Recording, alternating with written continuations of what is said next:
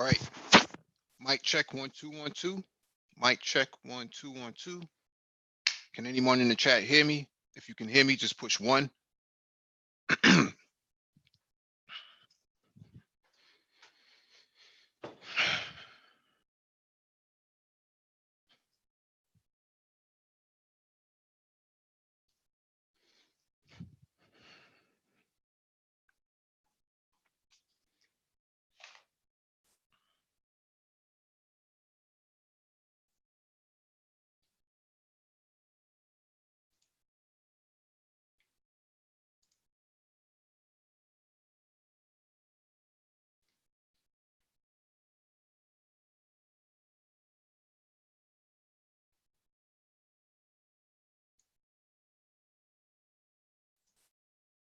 All right.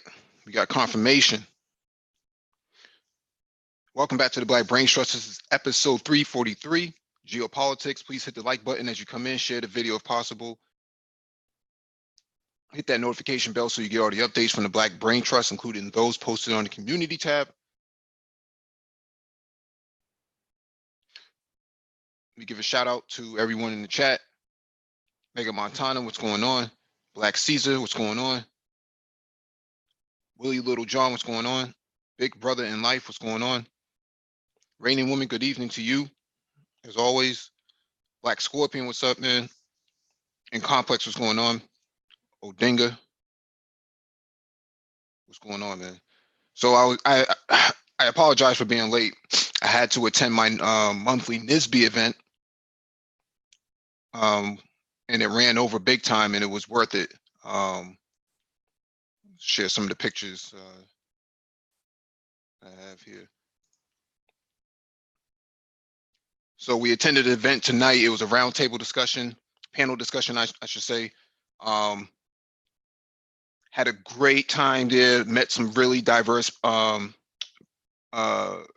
really thorough brothers who were in the game. These are top-notch brothers. These are not your pushovers. These are not pookies. These are the real deals. President of my chapter right here, vice president, just a variety of people, man. Really down to earth people. Would love one day to do something like this for the Black Brain Trust. You know, just have this really dope discussion and meetup. So shout out to those people. Shout out to my chapter.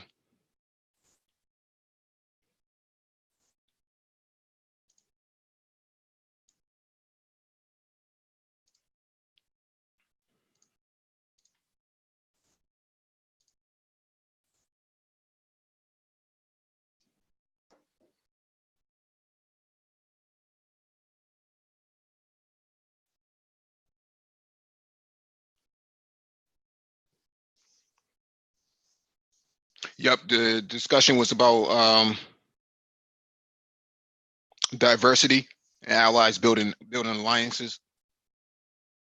So that's the type of stuff that we were doing tonight, having these sort of open discussions, candid discussions.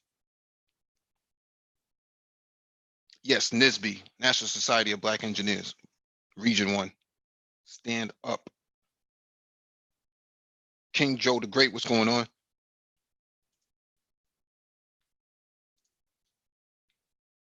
So that's why the live stream is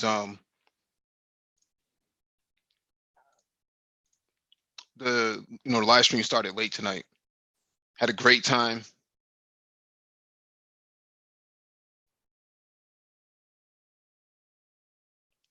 Terrence Foster Jr., what's going on?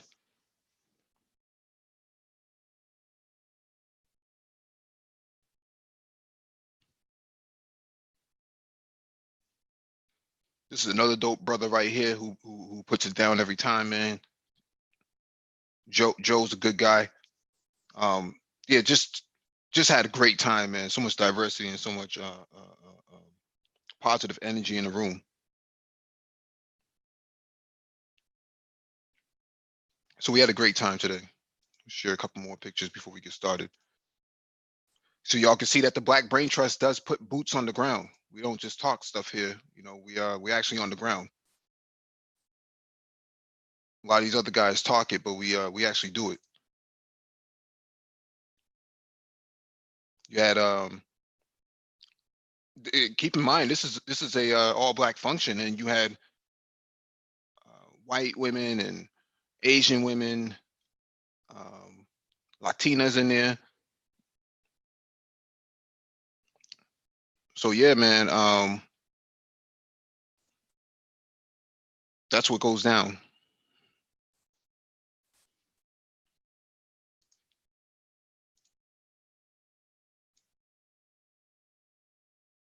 Yeah, Indian women there as well. Shout out to them.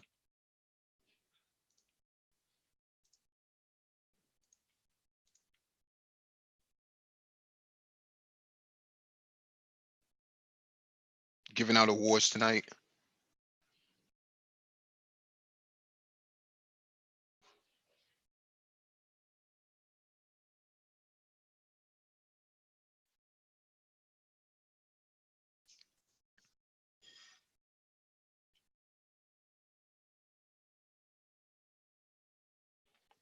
Hopefully one day we can do the same thing. So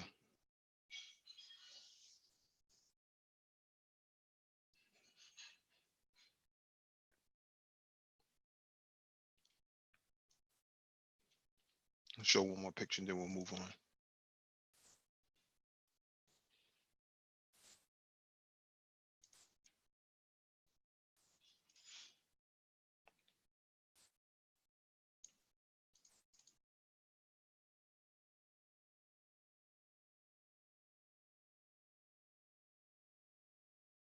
That's my boy Ed right there. Dope brother there.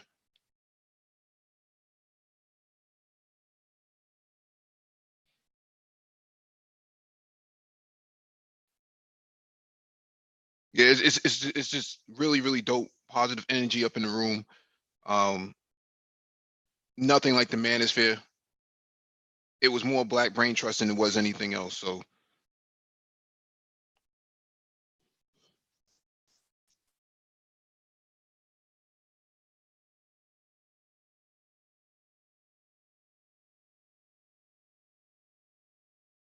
when Odinga, Nisby actually has their own Latino chapters. They have their own Latino chapters now. So it's just a matter of integrating um, the other groups into the chapters. I think there's a big push to go into like Latin America. So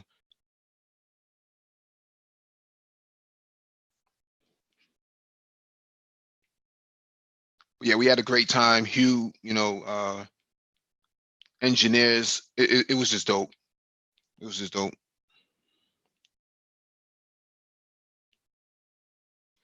But if you want to get on the panel, drop the link in the chat.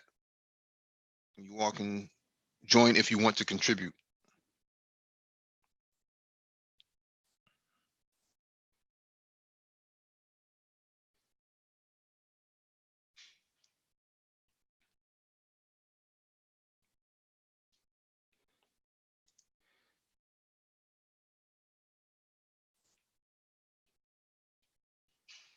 If you want to get on the panel, make sure you raise your hand or while you're in the waiting room, or else you'll be sitting in the waiting room for quite some time and we won't be able to acknowledge you.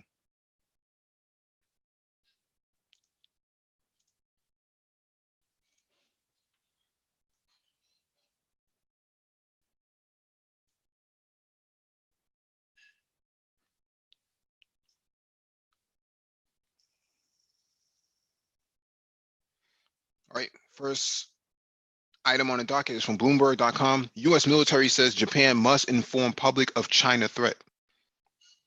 Japan should rethink its rejection of offensive weapons, a senior U.S. military officer said in Tokyo, while the U.S. Coast Guard chief warned of China's antagonistic behavior in disputed waters. There needs to be a discussion between the government of Japan and the public about the threats that are out there, said the U.S. military officer who spoke Monday to reporters on condition of an enemy. The officer cited China as a particular risk. So what we're seeing here is that Japan is being pushed and coerced into basically talking about, openly discussing what they consider to be a threat from China, even though they have a lot of business operations in China.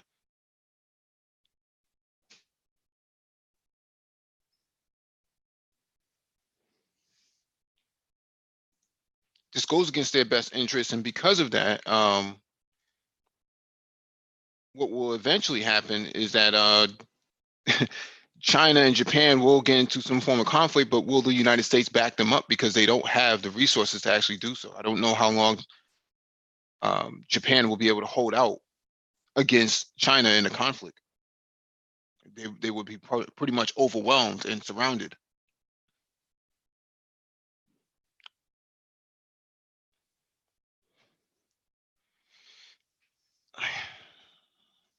Hey, Rainy Woman, how are you doing? Welcome to the panel. Hi, thank you. Good evening. Can you hear me okay? We can hear you just fine. Okay, awesome. First, I want to say that I always know, Mike, whenever there's a delay with getting started, I always know with you guys it is with good reason. I never have a doubt because I have learned about how much you guys are boots on the ground and how active you are both online and offline and your commitment. And I want to thank you personally for sharing the images from your event tonight and letting us be a part of what you are doing, even just in the visual. Thank you. Thank That's you. all for now. Big ups, Mike Z. Hey, what's going on, dude? Chilling, man. I'm just on my way to the grocery store. I think Complex dropped out there.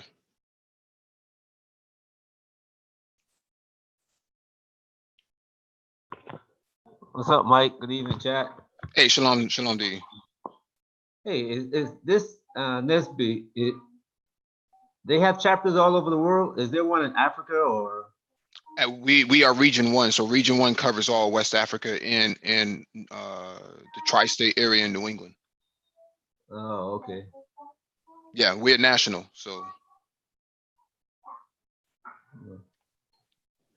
Anyway, this article that you're talking about here with Japan, the U.S. pushing Japan.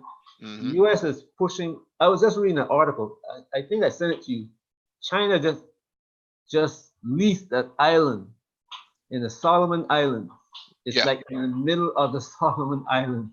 Yep. And this thing is protected. It's not like the U.S. and the Australia.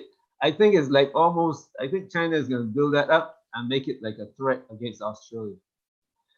And the Japanese, the U.S. is going to push the Japanese. I sent you an article about. It mentioned about how the U.S. how the Asian countries are now eyeing the U.S. since they pulled out and left they pulled out of Syria. Mm-hmm. Everybody is rethinking their is the U.S. going to throw us to the wolves next? Right. So now they're pushing Japan. They're really pushing Japan. They're pushing South, not so much South Korea, but they're pushing Japan, Australia, and New Zealand to kind of like build up their offensive military posture. Mm-hmm. So this Japan move that they criticize Japan is like it's gonna continue. Right. Instead of Japan having a full aircraft carrier, they've converted the helicopter docking ships to F-35 transporters, basically. They can, they can launch those F-35s right off the ship, 4 at a time. Yeah, they got the Navy, the jump version. Yeah. Yep. Must have cost them a pretty penny, but Well, yes, I agree with that because the U.S. is in the military business, so mm-hmm. like the same thing with Saudis. If the Saudis could have bought it, they would have paid a lot of money for those. Yeah, but they, Saudi don't necessarily need fighter jets. They actually need more defensive capabilities. They don't have anything as it stands. At least according to what happened with the incident last month with Yemen. So, all right, let me get to this next article. This one is from the Daily Mail. Trump betrayed us. Kurds plead with U.S. soldiers as they pull out of Syria as the president plans U-turn to leave 200 troops in the country, and U.S. soldier is spotted with band patch of solidarity. Kurds in northern Syria have taken to the streets to plead with U.S. soldiers pulling out of the war-torn region and leaving hundreds of thousands of people vulnerable to attacks by Turkey. As White House officials say, President Donald Trump is considering a Pentagon plan that would keep some 200 troops in the area. Some 700 American troops retreated from the largest U.S. military base in the region over the weekend under the orders from Donald Trump. The controversial pullout comes as Turkey ramps up its offensive on Kurdish allies who have fought against ISIS alongside U.S. forces for years. Since the offensive began on October 9th, at least 114 civilians have been killed and some 300,000 people have been displaced. A video by the Kurdish news agency posted Monday shows a convoy of armored vehicles driving through Kamishli and residents hurling abuse and potatoes at the soldiers as they withdrew. Angry residents hurled potatoes at the vehicles, shouting "No America" and "America liar" in English. One vehicle backed up over the sidewalk trying to get away from the people.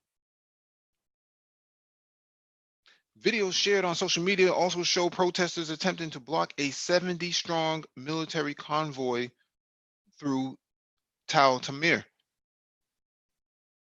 Thanks for the U.S. people, but Trump betrayed us, one protester sign read. To the U.S. Army who are leaving northeast Syria, tell your children that the children of the Kurds were killed by the Turks and we did nothing to protect them, another read. One U.S. Special Forces soldier made an apparent show of solidarity for Kurdish fighters by wearing a bright green patch bearing the letters YPJ, a symbol of the Syrian Kurdish Women's Protection Units. The patches were banned by officials in 2016 after they inflamed tensions between the U.S. and Turkey because the Kurdish YPJ militia, a key American ally against the Islamic State in Syria, is considered a terrorist group by the Turkish government. Widespread outrage over the pullout appears to have caught Trump's attention as a senior White House official indicated on Sunday that the president may take a U-turn and keep troops in eastern Syria. We can see the little patch on the side of the U.S. Soldier. I find it interesting that he shows solidarity with the women, but not with the men.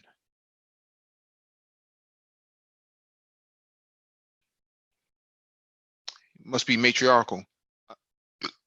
Trump announced the withdrawal of the majority of the U.S. 1,000 troops stationed in northern Syria last week as Turkey advanced on Kurdish held territory. The president declared at the time that Washington had no stake in defending the Kurdish fighters who died by the thousands as America's fighters fighting in Syria against ISIS extremists.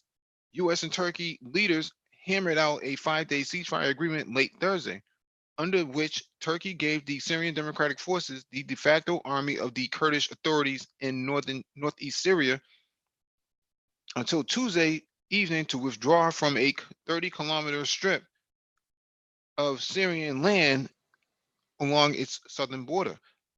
Both sides have accused each other of violating the truce, which is set to expire Tuesday.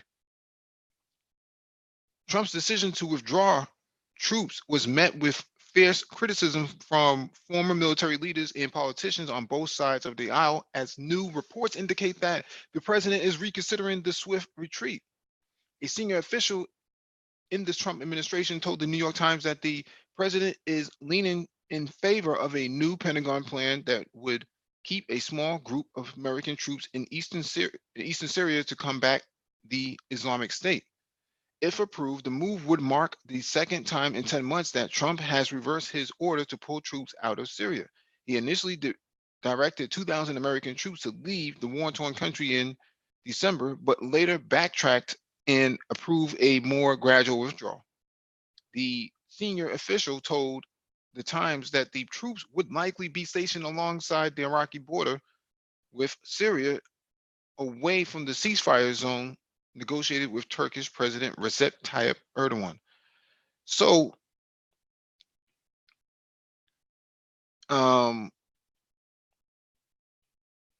you leave 200 troops inside Syria to take on thousands of these terrorists. I don't know if that's a good idea.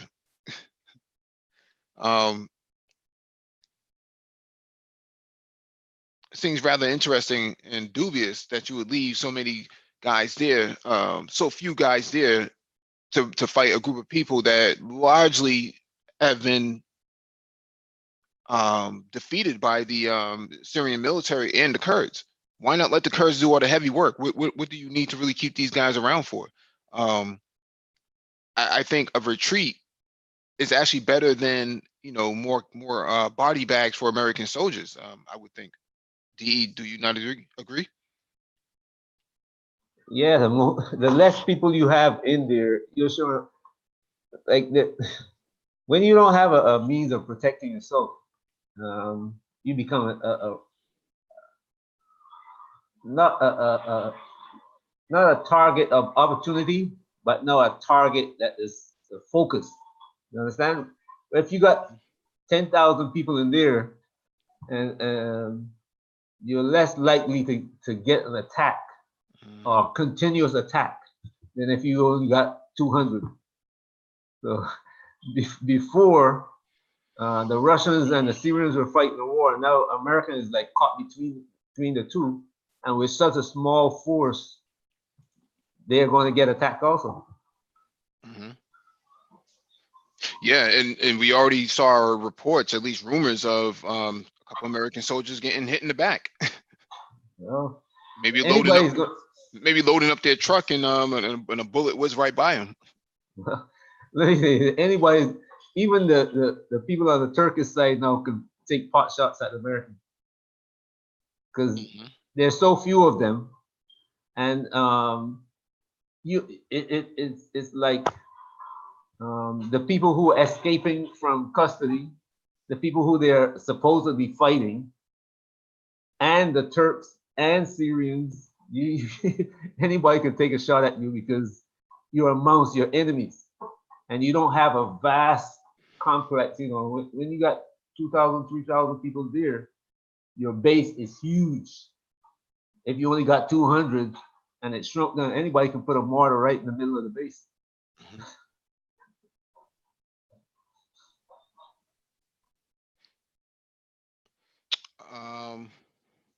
Let me get to this next article from Forbes. Russia is buying Venezuela's oil. Imagine if Exxon had bought it.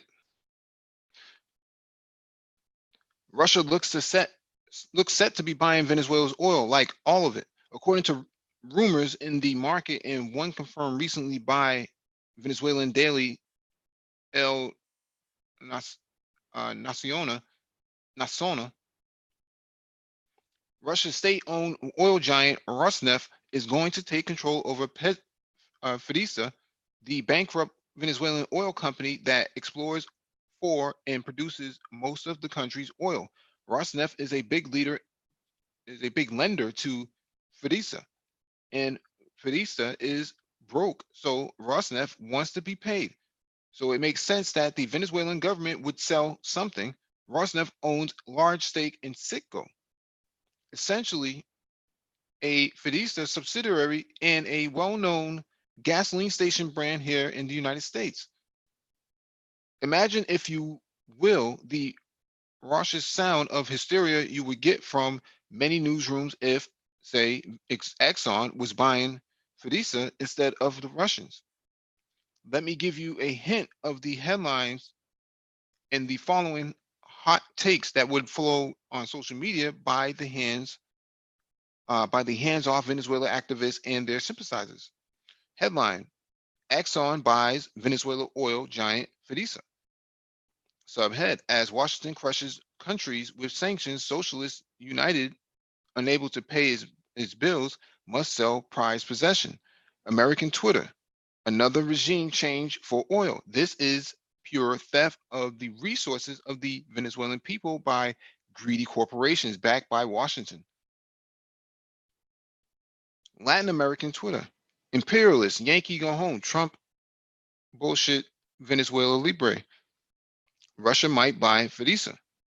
2 years ago, oh, crickets. That's what the image is. I thought it was a roach. 2 years ago, Russia and Venezuela signed an agreement on debt restructuring of 3.15 billion over a period of 10 years with minimum payments in the first 6 years. The state debt includes payments twice a year in March and September. It is unclear if Venezuela has made those payments. Bondholders have been defaulted on for over a year now. Both Russia and China are key financiers to the Socialist United government of Nicolas Maduro. According to the newspaper article, Venezuela's government is ironing out the legal ways in which it could hand control over to a foreign entity. The move would have to be approved by Venezuela's parliament, the National Assembly, which is under control of the opposition. It is unclear whether Maduro, should he really want to go through with this, will let the National Assembly rule on this or his so-called Constituents Assembly, a parallel assembly of sorts which is packed with Maduro loyalists. The U.S. imposed sanctions on Fidesa in January 2019 in hopes to pressure Maduro to step down at a time when hundreds of thousands of Venezuelans were either taken to the streets in protest or fleeing the country's economic depression and drug gang violence. Fidesa assets in the U.S. are valued at $7 billion and cannot be repatriated under the current sanctions regime. Those restrictions are supposed to be in place so long as Maduro is in power. It is also unclear if Rosneft purchase would keep those restrictions in place. For Wall Street, a Rosneft acquisition would assume all debt and therefore likely be an easier pathway for bondholders to recover some of their lost value. Whether or not Maduro goes through with selling his country's flagship enterprise to his brothers, the Russians remains to be seen. If the rumor was of an American company buying it, we may still have heard about it. Washington has a penchant for making Russia a dramatic centerpiece. If Rosneft does take it over, Washington policymakers will likely treat it as Fidesa with a new name. In other Venezuelan news, New York Times wrote an extensive feature on the quality of water in Maduro's country. Hint: it's disgusting. The water, not the article. The article is serious journalism. In the United States, in the United Nations, despite Venezuela's lousy water and its increasing levels of violence and all protests in the mass migration of the country, in its infinite wisdom, has made Venezuela a member of the Human Rights Council. Interesting. You know, it's interesting they want to talk about Venezuela's the quality of the water, but don't want to talk about Flint, Michigan. Let me advance. There are plenty of Flint, Michigans all over the United States. Nobody talks about Mississippi. Nobody talks about New Jersey. Mm-hmm. Well, you know. Yeah, and funny because you say about New Jersey, which is funny. Some people don't want to talk about certain areas of New York as well. New York, upstate not upstate. Where's that area though? Just north of shoot. My brother, he's got a place in Yonkers.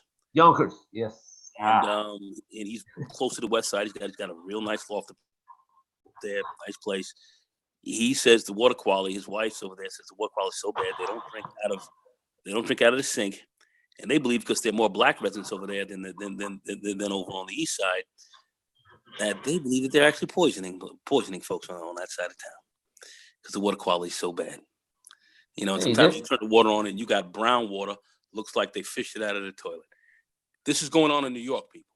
There's still black people living in the area where GE had that plant 70 years ago. Of course, there are black people around there. Where do you think they went, bro? The Hudson River Basin is like, I mean, geez. Yeah. Well, we had the same problem here as of recent. The prisons actually have toxic water in them, so the inmates can't drink nor bathe in the showers because they never changed the filters. So the inmates have been bathing in polluted water the whole entire time and actually brushing their teeth with it. And they started seeing, I think 1 or 2 inmates had actually died because the water was so bad.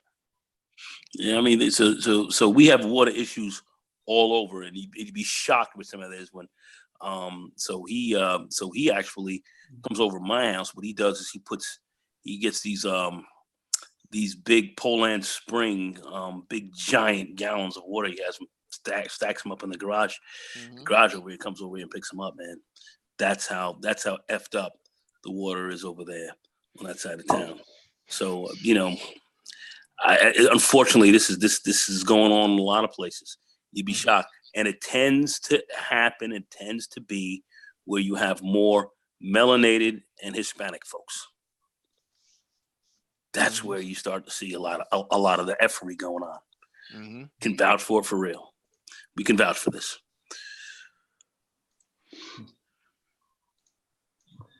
Yeah, I mean, sorry, Mike. Go ahead. no, I was just gonna say, people should really be considering, creating rain collection systems on their houses. You never know what's gonna happen, man.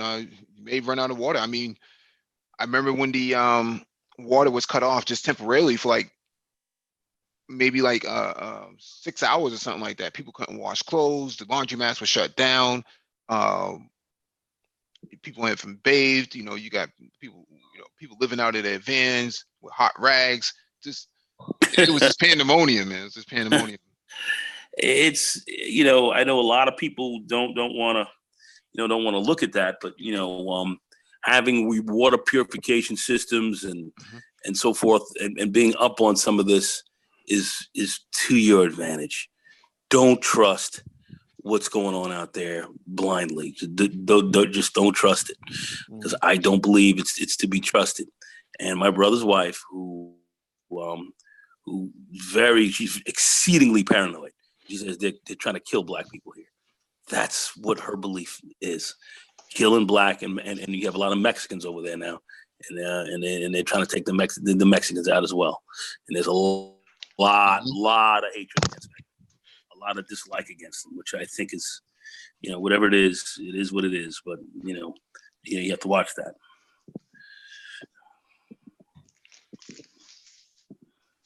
All right, let me get to this next article. This one is from Wall Street Journal. Christina Lagarde says U.S. is at risk of losing global leader role. Incoming ECB head warns of consequences from U.S.-China trade war and urges President Trump not to push for lower interest rates. Christine Lagarde, a former head of the International Monetary Fund who takes the helm of the European Central Bank next month, said in an interview that the U.S. risks diminishing its role as global leader and warned of dire consequences of its trade war with China. I was brought up as a citizen of this world. The risk I see is that the United States is at risk of losing leadership, and that would be just a terrible development, Ms. Lagarde said in a 60 Minutes program that aired Sunday. So this is behind the paywall. Yeah, there's a downward spiral. There's a there. So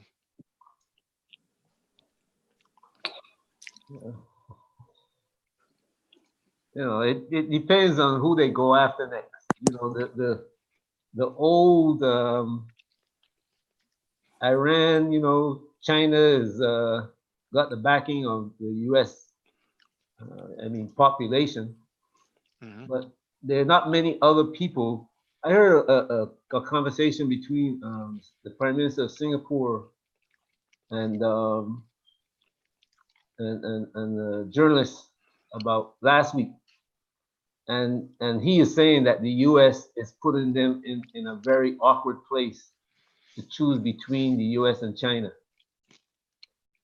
and if they have to choose, what the ramifications would be, because they're in China's backyard. So it's like when I remember when they started going after Duterte, and Duterte started hitting back. He says, you know what, y'all can't tell me what to do in my country. And one congressman, well, this guy is got a lot of pull in Congress. He's not really famous. You don't hear about him very much. He came out and says, okay, cut it. Nobody else say anything about Duterte.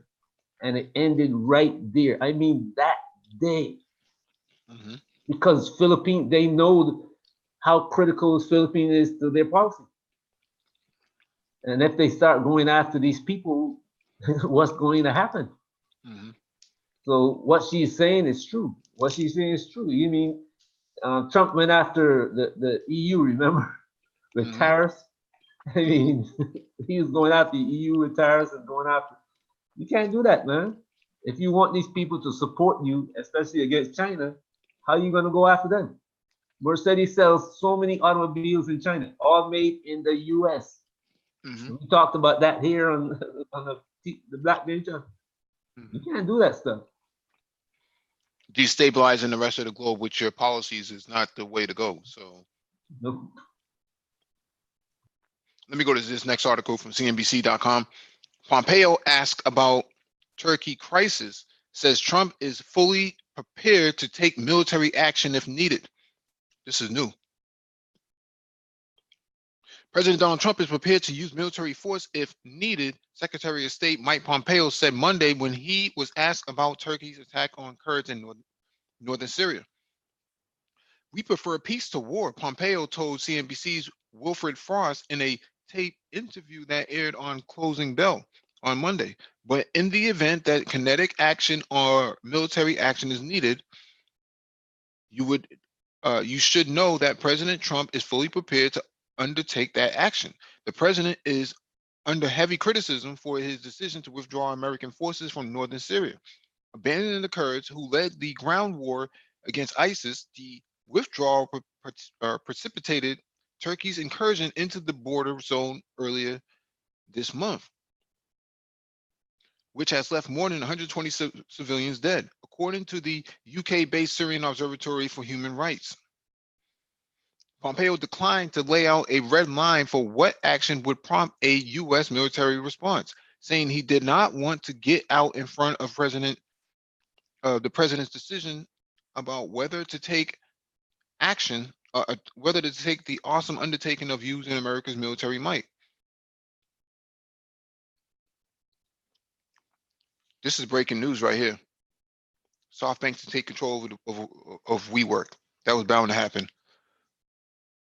The State Department declined to comment on Pompeo's remarks. Trump told reporters at a cabinet meeting on Monday that the U.S. never agreed to protect the Kurds for the rest of their lives. We're not going to take a position. Let them fight themselves, Trump said.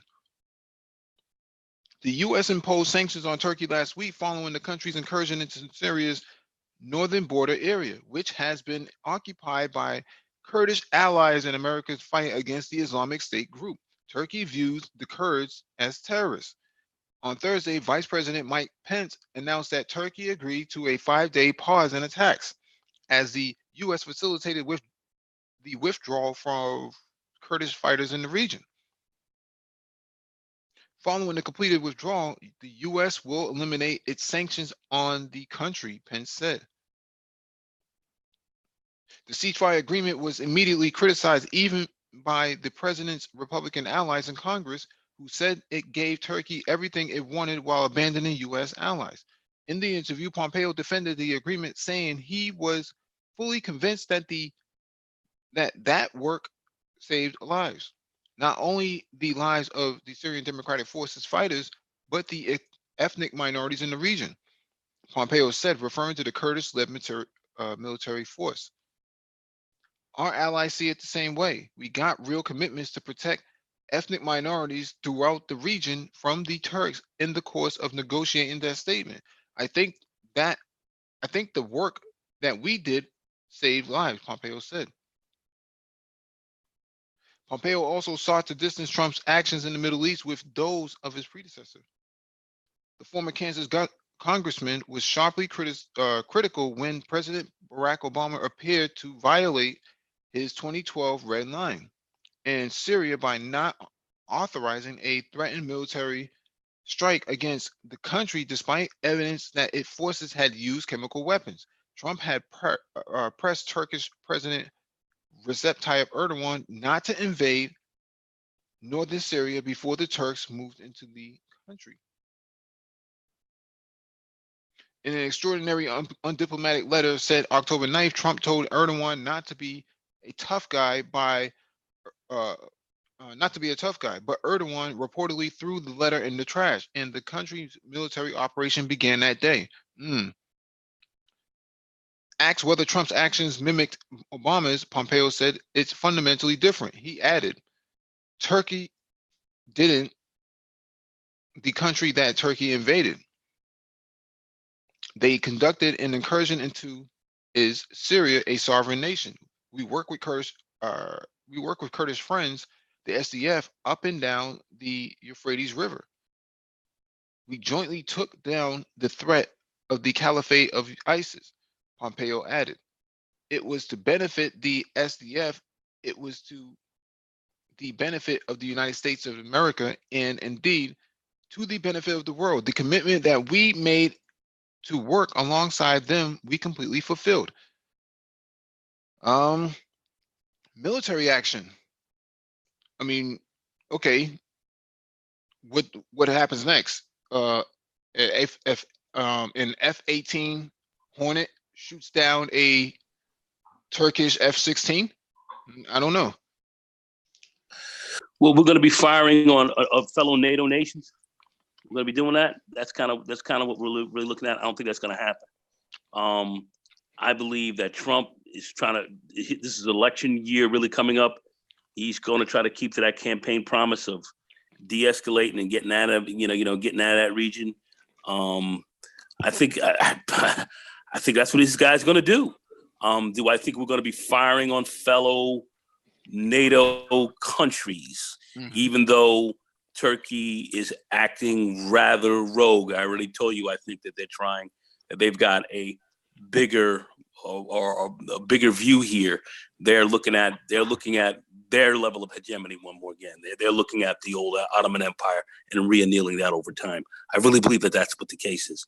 But I'll table that to the side. Others may have their own differing views. I do not believe that Trump is going to push this deeper in here. I don't think he's going to be firing any Hornets or any Super Hornets firing on any Turkish aircraft. I don't believe we're going to be seeing that. I'd be shocked if we do see it.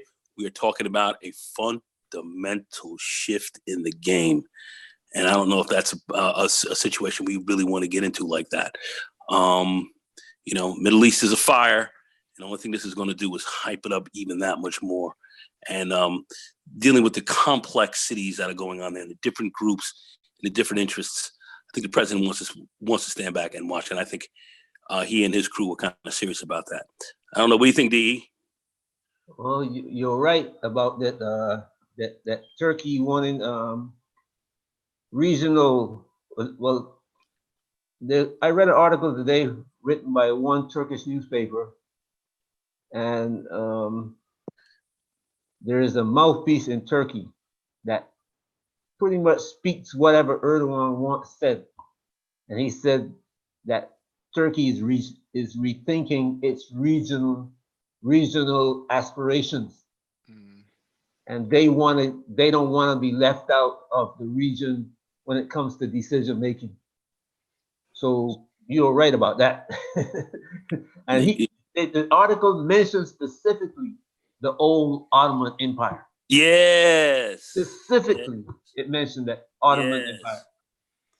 But also, when I'm looking at this article, Mike Pompeo is saying that Turkey's incursion into a sovereign nation, Syria. Hello. Talk about the pot That- calling the kettle I'm back. about to say, ain't that some shit? Hello. Yeah. Hello. Did Turkey invite Anybody home? anybody else except Russia? Well, we don't know. Did We don't. invite anybody except Russia? Yeah, I mean, we just saw Erdogan go to Moscow and go have a talk with Putin about this. So,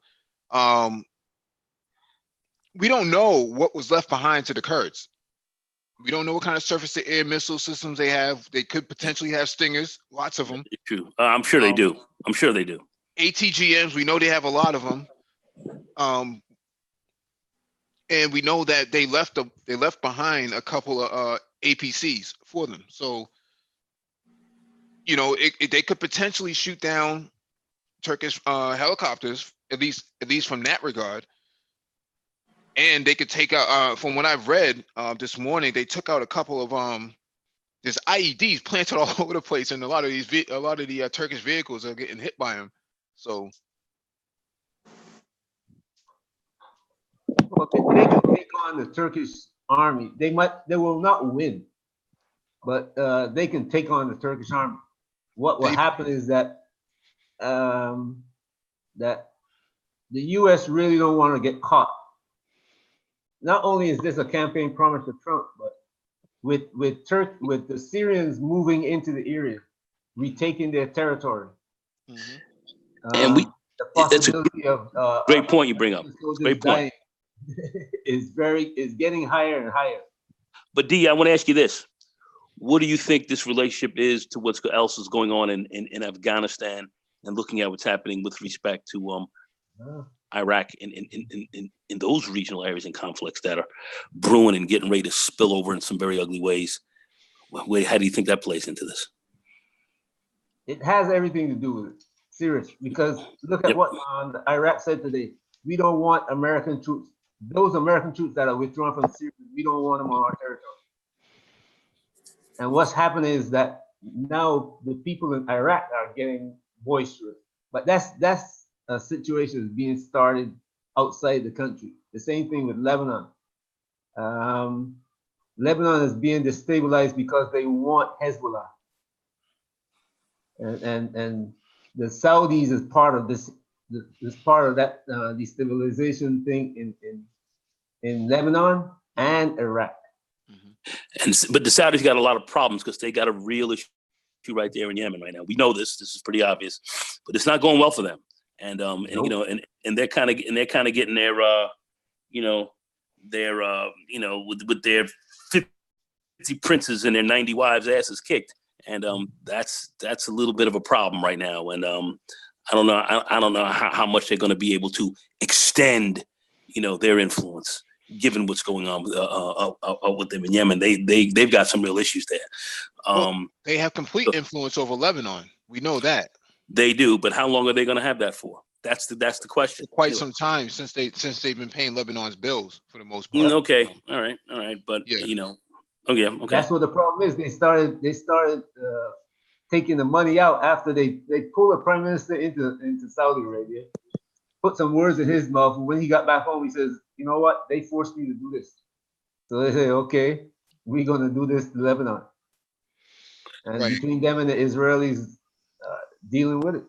Yeah, Israel is very worried that the longer they wait, the stronger Hezbollah gets, because they're building all of these missiles. They're loading up on all of these artillery that they have no real response for. Yeah, they have a Iron Dome, but the Iron Dome is very expensive. To fire off a $100 missile from Lebanon would cost them $100,000 to shoot it down. They have to really start asking themselves, is this really worth it? That's right, because it's going to come down to the money on this. You're damn right. It's going to be expensive. I don't know, man. boy, things are getting rather dicey there. It's getting kind of complex, and I don't see a very strong winning hand. What's that? I'm sorry. It's complex by design. Complex by design, sure is. Complex Complex, you in here, man? got a hand in it too. I'm here. Complex, I'm here. Complex. They say you got a hand in there, man. Complex is doing the underground thing. Yeah, Complex. It's your Yeah. fault, man. Complex is making some silent moves. Yeah. Let me get to this next article. This one is from Politico. Trump warns U.S. may have to get in wars. The president specifically threatens to hit Iran like they've never been hit before if the regime provokes Washington. Interesting. President Donald Trump on Monday offered a confusing description of his foreign policy priorities as commander-in-chief, insisting that he is working to bring home American soldiers while warning the U.S. may soon enter into new military conflicts. I'm trying to get out of wars. We may have to get in wars too, okay? We may have to get in wars, Trump told reporters at the White House. We are better prepared than we've ever been, he continued. If Iran does something, they'll be hit like they've never been hit before. I mean, we have things that we're looking at. The fuck is he talking about? The remark. He's talking at the side of his. He's talking about at the side of his purple wig, man. How do you follow each of those statements put together? It's hard. It makes my head hurt. The remarks it's called Trump talk. It's Trump talk. Yeah. The remarks from the president come as administration confronts escalating tensions across the Middle East and navigates new troop movements in the region.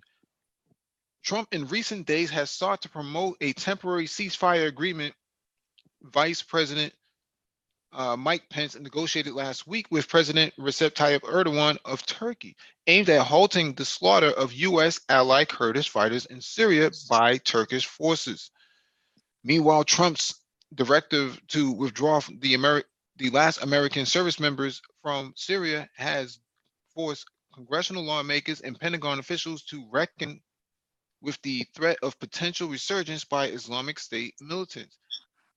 The more than 700 evacuated U.S. soldiers will be relocated to Western Iraq, Defense Secretary Mark Esper said Saturday.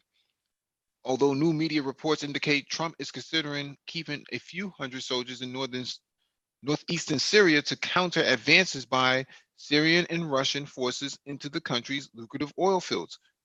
I mean, gee, gosh, I mean, it just belongs to them. I mean, what I mean, what did they think was going to happen? I mean, yeah, they're going to take back their resources.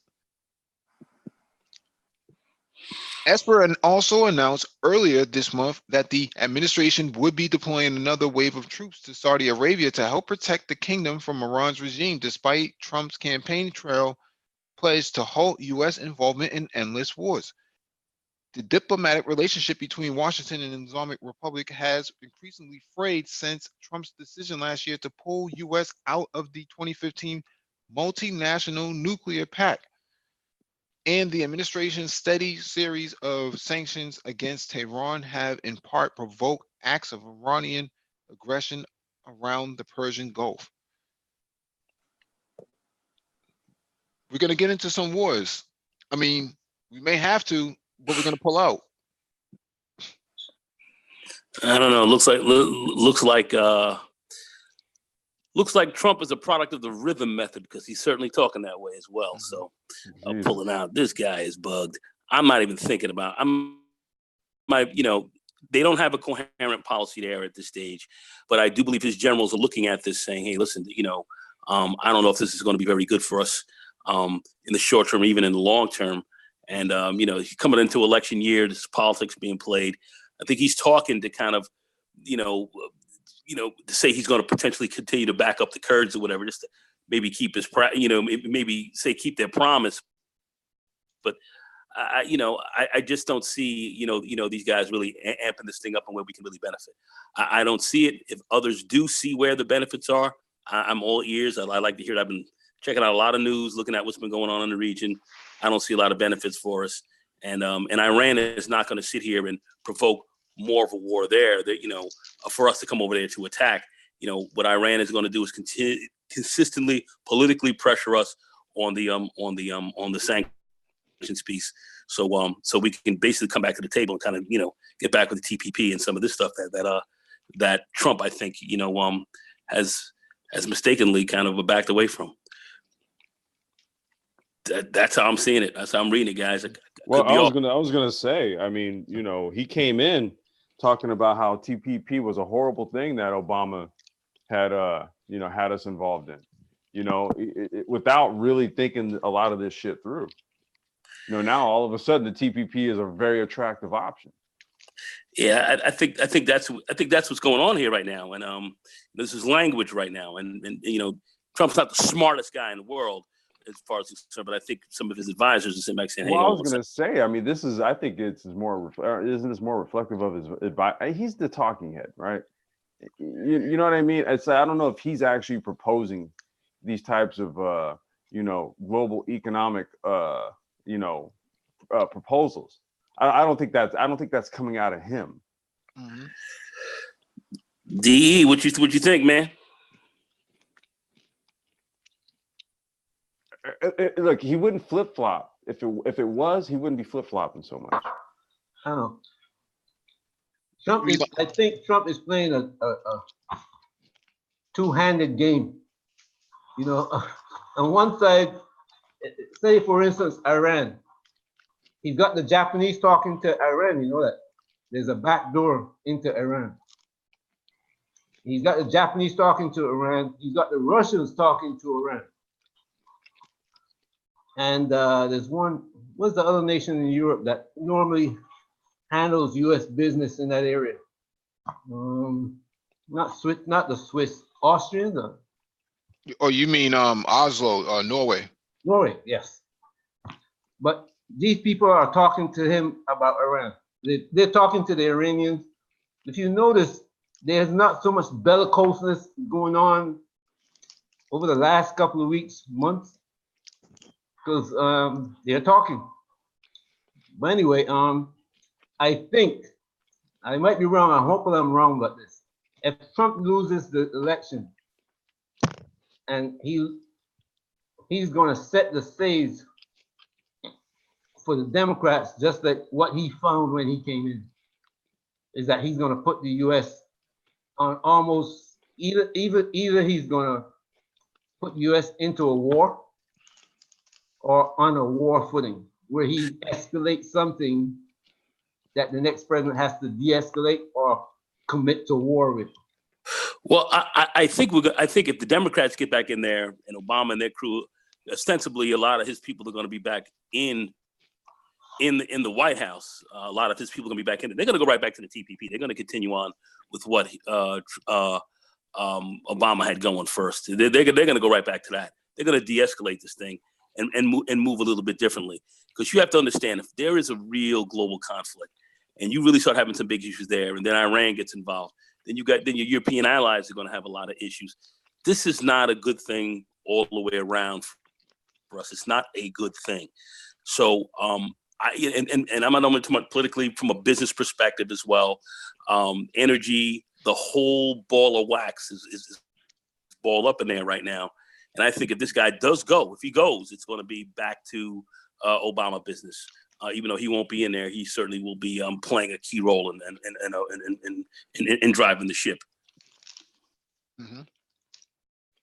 Oh yeah, the Democrats don't really have that depth of leadership. No. So they have to fall back to Obama. And who's going to be the person? But they got to go back to Obama. Well, who's going to be that person? Nobody. There's nobody right now. Thank you. There's nobody right now that is going to take up the mantle for this type of stuff.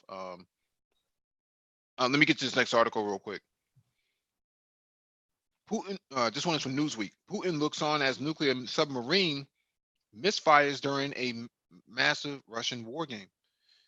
Large-scale military exercises designed to test Russian readiness to react to a nuclear strike endured a glitch when a nuclear submarine misfired in the presence of Russian President Vladimir Putin, it has been reported.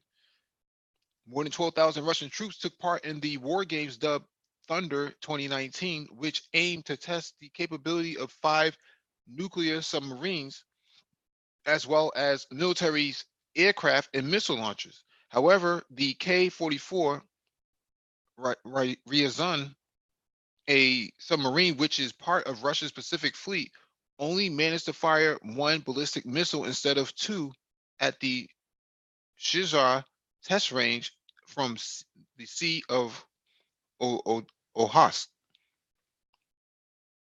according to the newspaper Vidomosti. The paper reported it was part of a strategic command and staff exercise, the final stage of which was personally led by Putin, who was in the command center at the Defense Ministry in Moscow. The source told the paper the second R-29R missile did not exit the silo launcher, and the submarine returned to its home base with an unexploded missile. Fuck. The paper pointed out that such a failure could have caused an emergency situation, and Russian Defense Ministry and Navy are now investigating the incident. However, Victor Moravsky,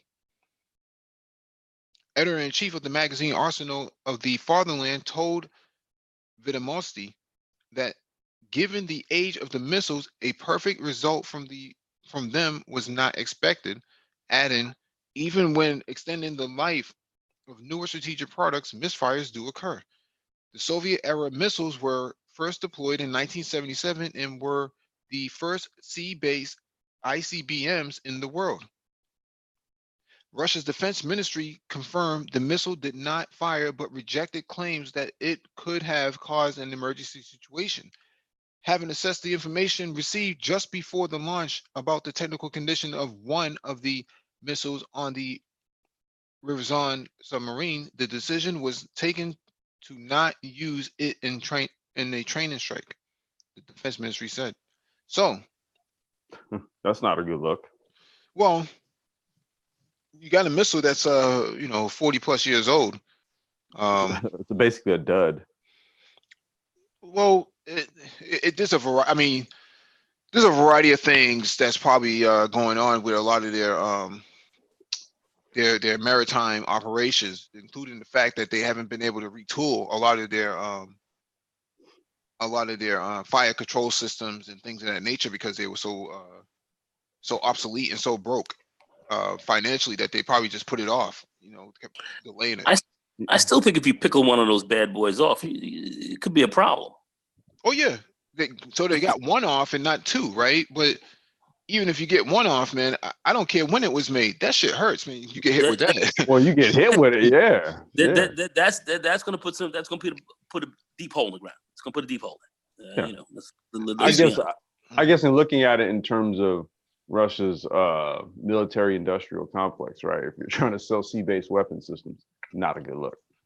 Well, that sea-based system is not for sale, right? That's their nuclear deterrent. So if their nuclear deterrent is not firing off, because this is a nuclear strike defense war game, you're pretty screwed.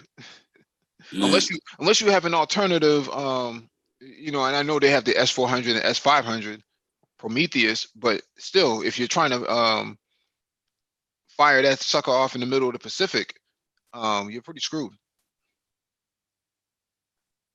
Yeah, I think so. Yeah, I think so. Definitely. Let me say something about that.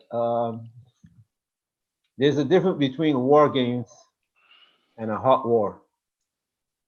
In a hot war, that submarine will fire that missile. Mm-hmm. You understand me? If that thing will light off, it's going to come out.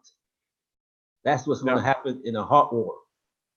Now, that's funny you say that, because Titus City says that you should look at that as that incident being intentional, because there's no way that they would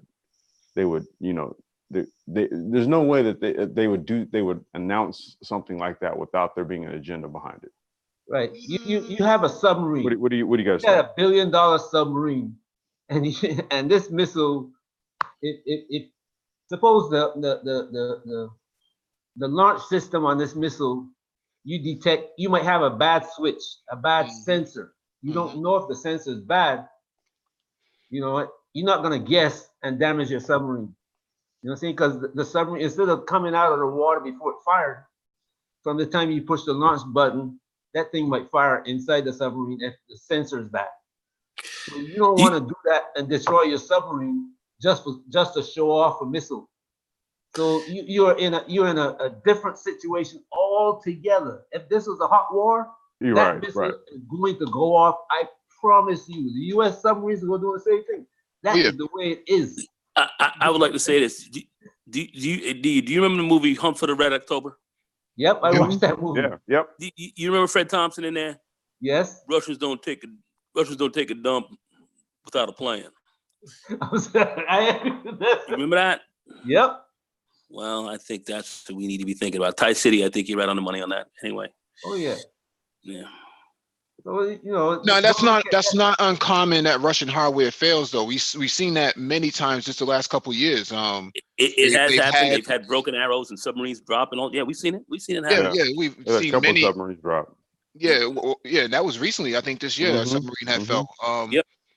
Yeah, they lost seven captains. Was 7 captains with one explosion the other day. These things happen. Yeah, but I mean, but we've had accidents too. You just don't hear about them. Yeah. They're never gonna report that. They're never going to report the problems that we do have. So you're not going to hear about that. So I take that lightly. Well, not too lightly, but I do take it a little more lightly than most. But like I say, Russians don't do shit without some sort of agenda. They don't do. That's just how they operate. That's a part of them.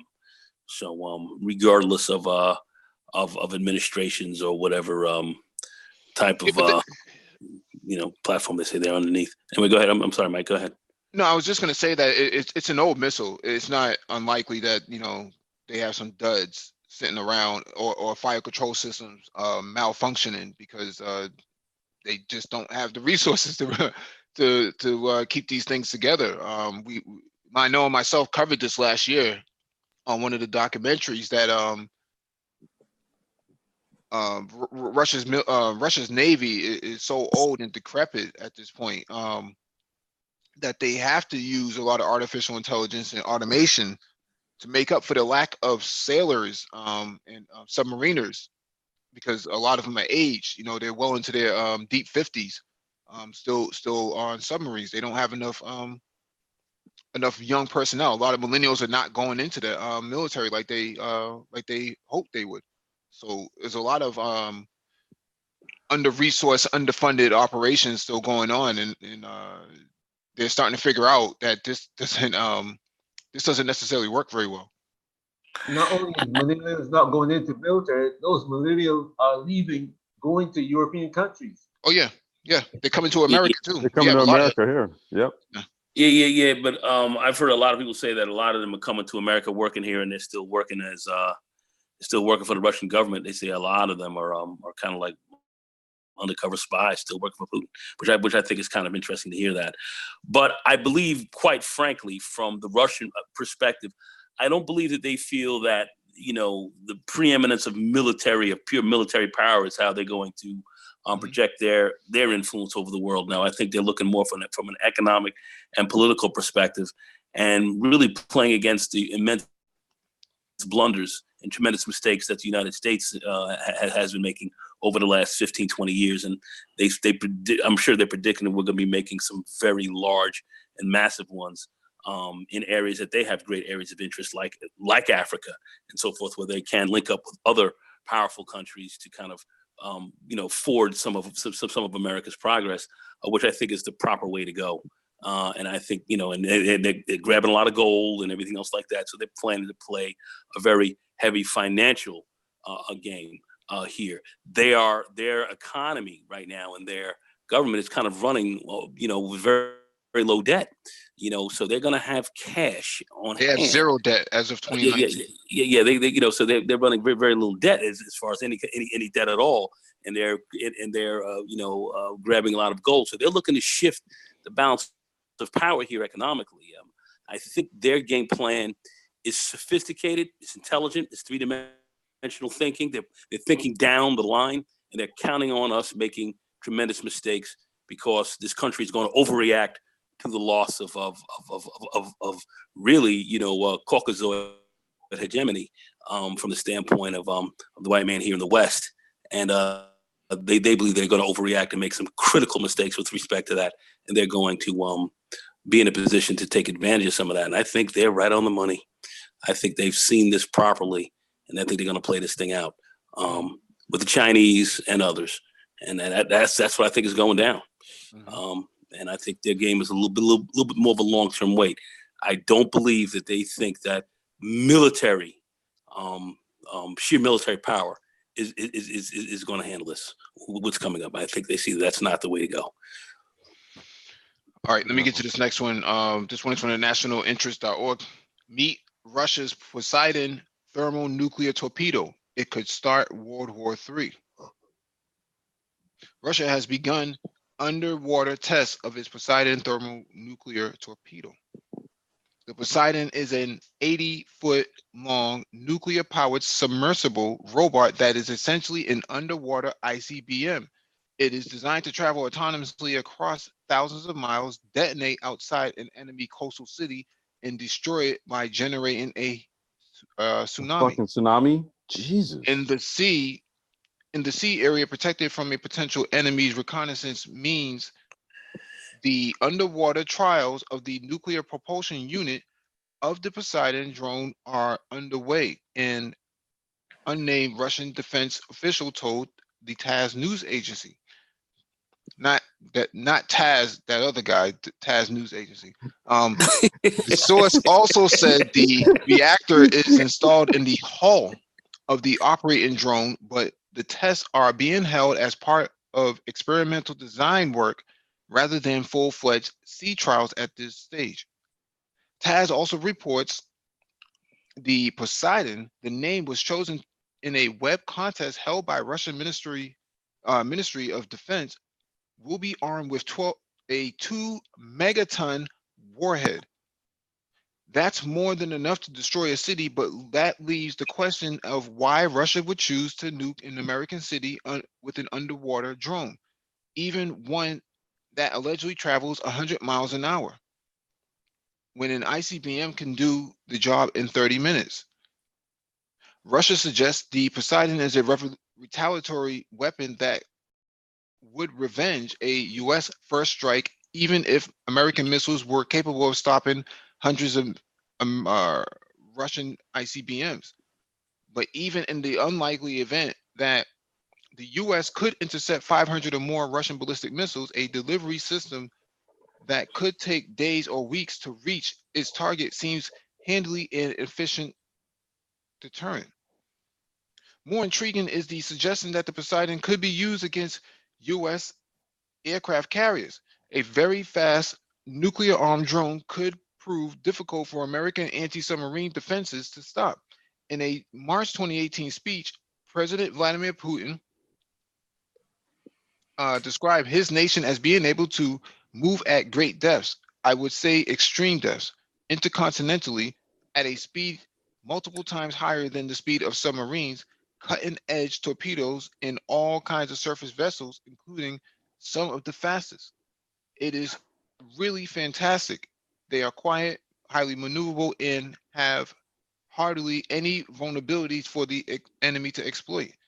There is simply nothing in the world capable of withstanding them. Putin added that Poseidon's nuclear power unit is unique for its small size while offering an amazing power to weight ratio. It is hundreds of times smaller than the units that power modern submarines, but it is still more powerful and can switch into combat mode, that is to say, reach maximum capacity 200 times faster. Let's also leave aside the question of why. If Russia really is that advanced in reactor design, its regular nuclear submarines aren't so blessed. The puzzle is why a giant robot submarine would be needed to detonate a nuclear warhead near a U.S. aircraft carrier. Presumably, Poseidon is too expensive to waste by arming it with a mere high explosive warhead. If the goal is to sink U.S. carrier, couldn't Russia saturate a carrier's defenses with a volley of conventionally armed hypersonic missiles like the Mach 5 plus Kinzhal? And if nukes are being used, Russia has no shortage of missiles, bombs, and aircraft to target American ships. Whether Poseidon adds much to Russia's strategic nuclear forces is doubtful. No less doubtful is Poseidon the carrier killer. So, I mean, Poseidon is an apropos name for a goddamn tsunami maker. yeah. Damn.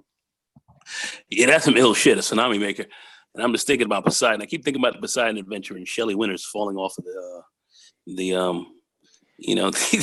edge of one of those railings and falling into the water screaming. I was a kid. I just thought it was kind of ill. I don't know if you guys saw the movie The Poseidon Adventure. I guess I'm dating myself. We're going back a long time. I'm sorry. Sorry, guys. Sorry. But anyway, a tsunami maker, that really does not sound very good. The sound of that is horrifying. But what I find interesting, it seems like the Russians are designing defensive weapons as opposed to really going offensively. So it doesn't look like they were looking to get a lot of offensive weapons going, but looking to defend themselves from any foreign attacks or potential moves on invasion. So that's what it looks like to me. Yeah, I was gonna say, when you hit somebody with a tsunami, that's some clapback shit. That's not like open strike. Yeah. Let's look at what happened in Japan with the tsunami that washed away their country, a portion of their country. Fukushima. Yeah. Well, Fukushima was the end result, but it was the end. Yeah. What is to say that a tsunami like that doesn't hit, let's say, Boston? Boston is a major hub close to a submarine facility, which is in Maine, in New Hampshire, that potentially could go underwater. We are basically sitting on top of water right now. It's all filled in with dirt, thanks to the slaves. But if that was to happen, we would pretty much drown to death. I mean, there would be no real response because the evacuation route that we have set up is not sufficient for the amount of people that are here. I mean, unless you have early warning, an EMP or some form of cyber attack would shut down all our communications grids, and then we would pretty much not have any sort of ability to respond because fucking water coming up to your doorstep, you really don't have any way of getting around that. And a lot of that water would also be bombarded with radiation as well, because you're looking at a kind of a radiation blast. So that water could be probably radioactive as well. I don't know. Just the thoughts of that are not good. Yeah. I don't know whose idea it was to write this article, but to me, it's really foolish. Seriously. Why would they go into the business of using something like this to drown a carrier? I mean, please, that's ridiculous. Like Mike was saying, maybe not a carrier, but the carrier fleet, right? Take out everything around it. Yeah, but you don't even need I to follow worry what about you're the carrier. If you detonate one of these things off the coast of Nantucket, right? Mm-hmm. You're gonna swamp all the way down to Jersey, because tsunami is not gonna hit one single area. It's gonna roll all the way down the East Coast. That's right. One outside of Florida is gonna roll all the way up the East Coast, and also inside up the Gulf. Mm-hmm. And when it comes up the Gulf, that water, since it's coming into the area that gradually gets smaller, guess what? All the way from Florida to Texas is gonna be wiped out. Yeah. This is Louisiana. This is definitely Louisiana goodbye and something. Yeah. Oh man, that's gone. In a scenario like that, because Louisiana damn near gets flooded out when a tropical storm or hurricane rolls through. Or even lower Manhattan. Yep. We've seen lower same area. If you're gonna try to destroy that same area, landmass area, with missiles, you know how many you have to launch to get in there? The Russians Scarsdale is finished. Well, Scarsdale would be be a good 15 or 16 miles in. So we might be safe. We might be safe from that. But you could kiss the island of Manhattan goodbye. Large parts of Manhattan, and lower areas of the Bronx, like that sit on the Long Island Sound. That's for sure. That would be over inundated. City Island and those places. Mhm. So the Lobster Box and all those places I like to go to and eat are going to be finished. So Scarsville will be all right, but the backup here would be so terrible. It would be anyway. Bad news, man. That'd be ugly. Like I said, I don't think they'd be using this for carriers. They would be doing this, man, off your coasts to shut you down if there was any kind of activity, a defensive move like that. That's how I'm looking at it. So I would potentially definitely go after China as well. If they feel that China may threaten them, because there's always been rumors that if China wants to encroach on its borders and take all of Russia's oil and energy grids, they could potentially do so. So how do you prevent China from coming across your border if you're Russia? Start a damn tsunami. That's always been an issue, and then Russia and China have been very close to knuckling up, but they've always seemed to back down off of that because they looked at it as very mutually assured destruction. And I think both countries have seen it that way, so they haven't done it. So I don't know if they will, but If I was going to explain this to somebody who live in New York, all I have to see, just imagine a tsunami rolling up the Hudson River and the East River. Goodbye, everybody. Well, really, you have, when you start to come more inland and go into Westchester County, you're actually going kind of high up, actually, above sea level, a few hundred feet, to over 1,000 feet. So you're actually moving up sea level. You're actually moving upwards. But you're looking at really to hit and really to do a significant amount of damage in New York would be hitting the city, Manhattan proper, and really coming in around the other coastal areas around like around Queens and so forth. In those areas you would and you're shutting down major major tributaries of or major areas of transportation. So you would literally clog up the city, and you would have people who would not be able to get off the island. You'd have people who would not ostensibly be able to get into Jersey or other areas. It would be terrible. You'd have large areas of isolation, and then you're talking about radioactivity as well. It would be Olympus would fall. It would be terrible. Yeah, so. Buffalo sounds pretty good right about now. Yeah. I mean, the football team's doing pretty good. Yeah. Okay. All right, let me get to this next article from Stratfor. Russia expands its game plan in Africa. Russia's strategy to exert influence in Africa has been underway for 2 years, though it's so far largely considered more covert bilateral activities. But that's slated to change come October 22nd, which is today, when Moscow hosts its first ever Pan-African summit in the city of Sochi. The inaugural meeting will provide a platform for Russia to present a more positive view of its intentions in Africa, where it can act as an enabler in economic and political affairs.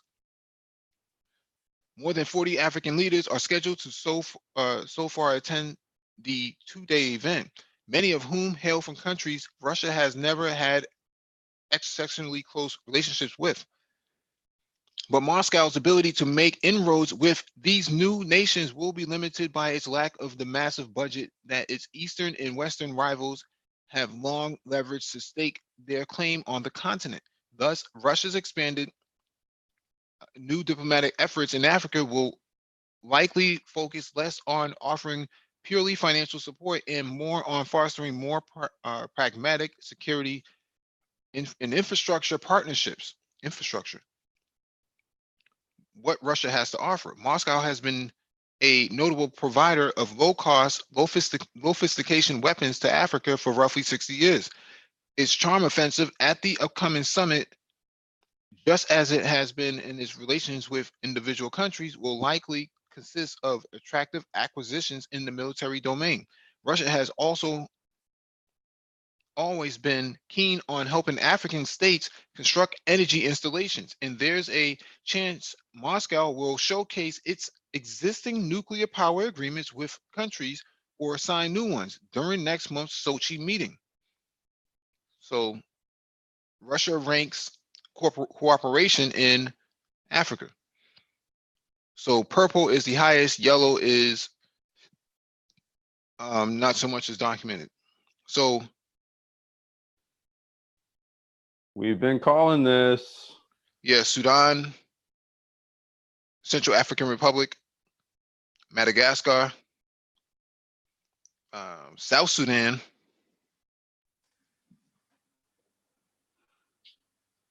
DRC, Zambia, Zimbabwe, South Africa, Libya.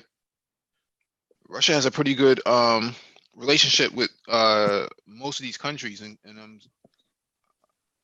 I'm Bro, surprised. I'm we've been surprised that calling this. Mali is even on the list. I would assume that Mali was more of a French colonialist territory. Such Bro, military deals or infrastructure developments could also be backed by Russian loans, though the scope would almost certainly be more restrained than those offered by Africa's many other less cash-strapped suitors. China, for example, has long wooed African leaders with large infrastructure investments. Japan, Europe, and the United States, meanwhile, have typically focused on more sustainable investment programs. And in more recent years, money from Qatar and other Gulf states have increasingly made its way into Africa as well. But such a strategy is not viable for Russia, which faces its own budgetary constraints. Moscow will thus likely remain focused on pursuing more profitable opportunities that are less likely to have leave it out of pocket. In doing so, Moscow may find its way to provide services and sell equipment to African states using Russian financing. Russia has many ongoing natural resource extraction projects in Africa, for example, that are mutually profitable for both Russia and its African partners, such as Mozambique. Moscow frequently leverages these beneficial resources contracts to provide backing for credit or as quid pro quo for discounts on extraction services or equipment. Under the right conditions, Russia's expanded strategy could yield similar contracts with more African countries that avoid the risk of not being paid back.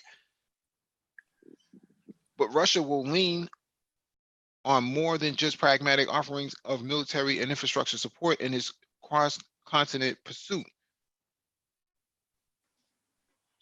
One of the primary pillars of Russia's venture into Africa has been and will continue to be leveraging its remaining Soviet legacy. During the Cold War, Russia supported various rebel groups and regimes across Africa in an attempt to compete with Western influence. This strategy also included directly supporting local actors in proxy wars against US and European supported forces in Angola and Mozambique in particular. Absolutely. Today, Absolutely. Today, Russia's direct involvement in Africa is nowhere near where it was during the post-Cold War era, but its political and economic relationships have nonetheless survived thanks in large part to the limited overturn of governance in many African countries.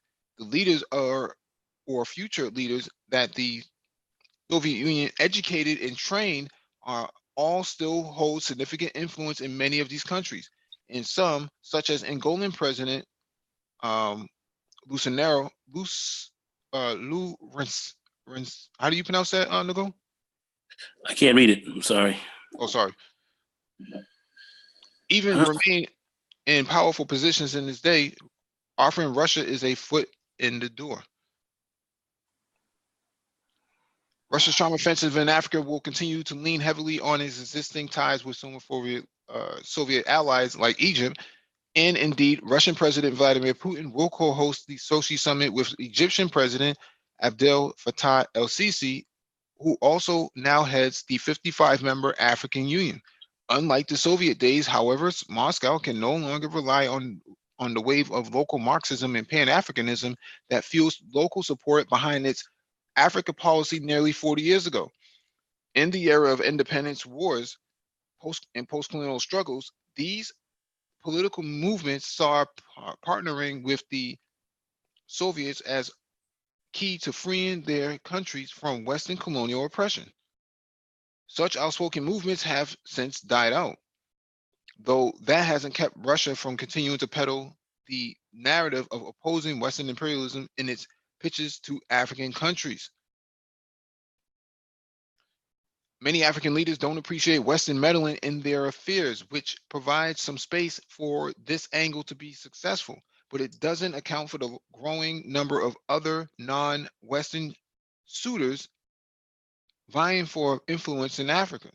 Thus, at the upcoming summit, Russia will likely also try to warn African leaders of the broader risk of becoming deeply indebted to its other competitors, namely China, while also weaving in messages of Russia's alleged benevolent mission across the continent.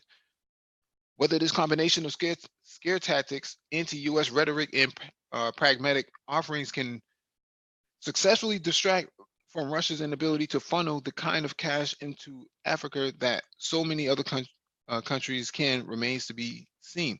This article is a bit dated from last month, but I threw it in there because it points to what's happening right now, which is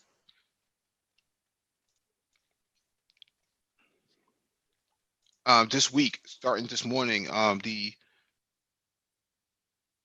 Russia Pan-African Summit started today. Well, it also points out what we've been predicting here for the last year, that Russia was going to be more of an infrastructure development partner in Africa if they were going to dig in. Yeah, that's for sure. And what was good is that they highlighted the piece of that Russia's really they've been in Africa. They've been there a long time. They've been there playing more of a role of an anti-colonialist type of anti-colonialist, nagone. I mean, look, we covered how the Russians were offering African students, was it free visas, Mike? Yeah. They did that to the Haitians, but for African students, for Africans, give them free education inside Russia because Russia's universities have been empty, in most of the western part of Russia, because most of the millennials have gone off and ventured their way into Eastern Europe, and the west coast of the United States. So, ladies and gentlemen, this is a prime example of international diplomacy. Yeah, and like I said, they've been anti-colonialist. They've been there.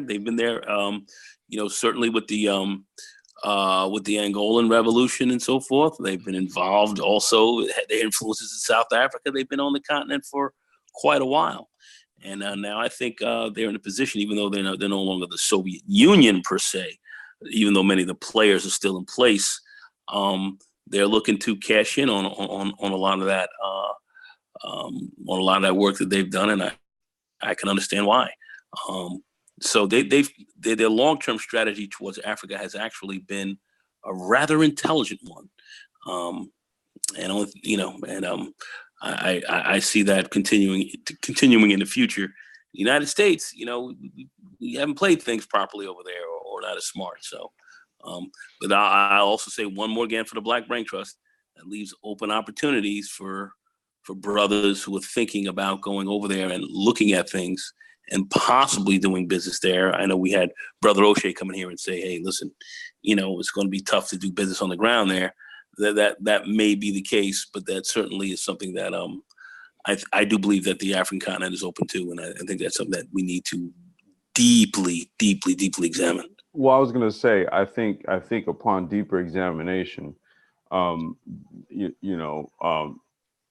since Mike kind of twisted my view with regards to all of this, yeah, babe. Okay, hold on. I'm gonna go in there and cook in just a minute. It's kind of like, since he's kind of pivoted my view to all of this, I'm seeing passive infrastructure as well as on the ground infrastructure. Yeah. You know, I'm seeing like things like cloud-based infrastructure solutions where you don't necessarily have to be on the ground there. See, so you know, with this Well, upcoming, actually, you have to be on the ground here. There is no other way around that. Yeah. oh no, That's true. well, no, what I'm saying, what I mean is that, so for example, there's going to be actual like groundwork where we were talking about irrigation systems and things of that sort, versus, you know, from a technological standpoint, once you have something established, it could be monitored virtually from anywhere, you know. But the whole point, and what I'm trying to say here is that, you know, to follow up on what Mike was saying a couple nights ago, you know, doing a business modeling hangout here, that you know, sometime here in the near future, we can like explore the myriad of ways to get involved, all the various aspects. Mhm. Yeah, let me get to the. Go ahead, DE, and then we'll get to this next article, the last Uh, article. when I look at that map that Mike put up, I'm looking at, except for South Africa,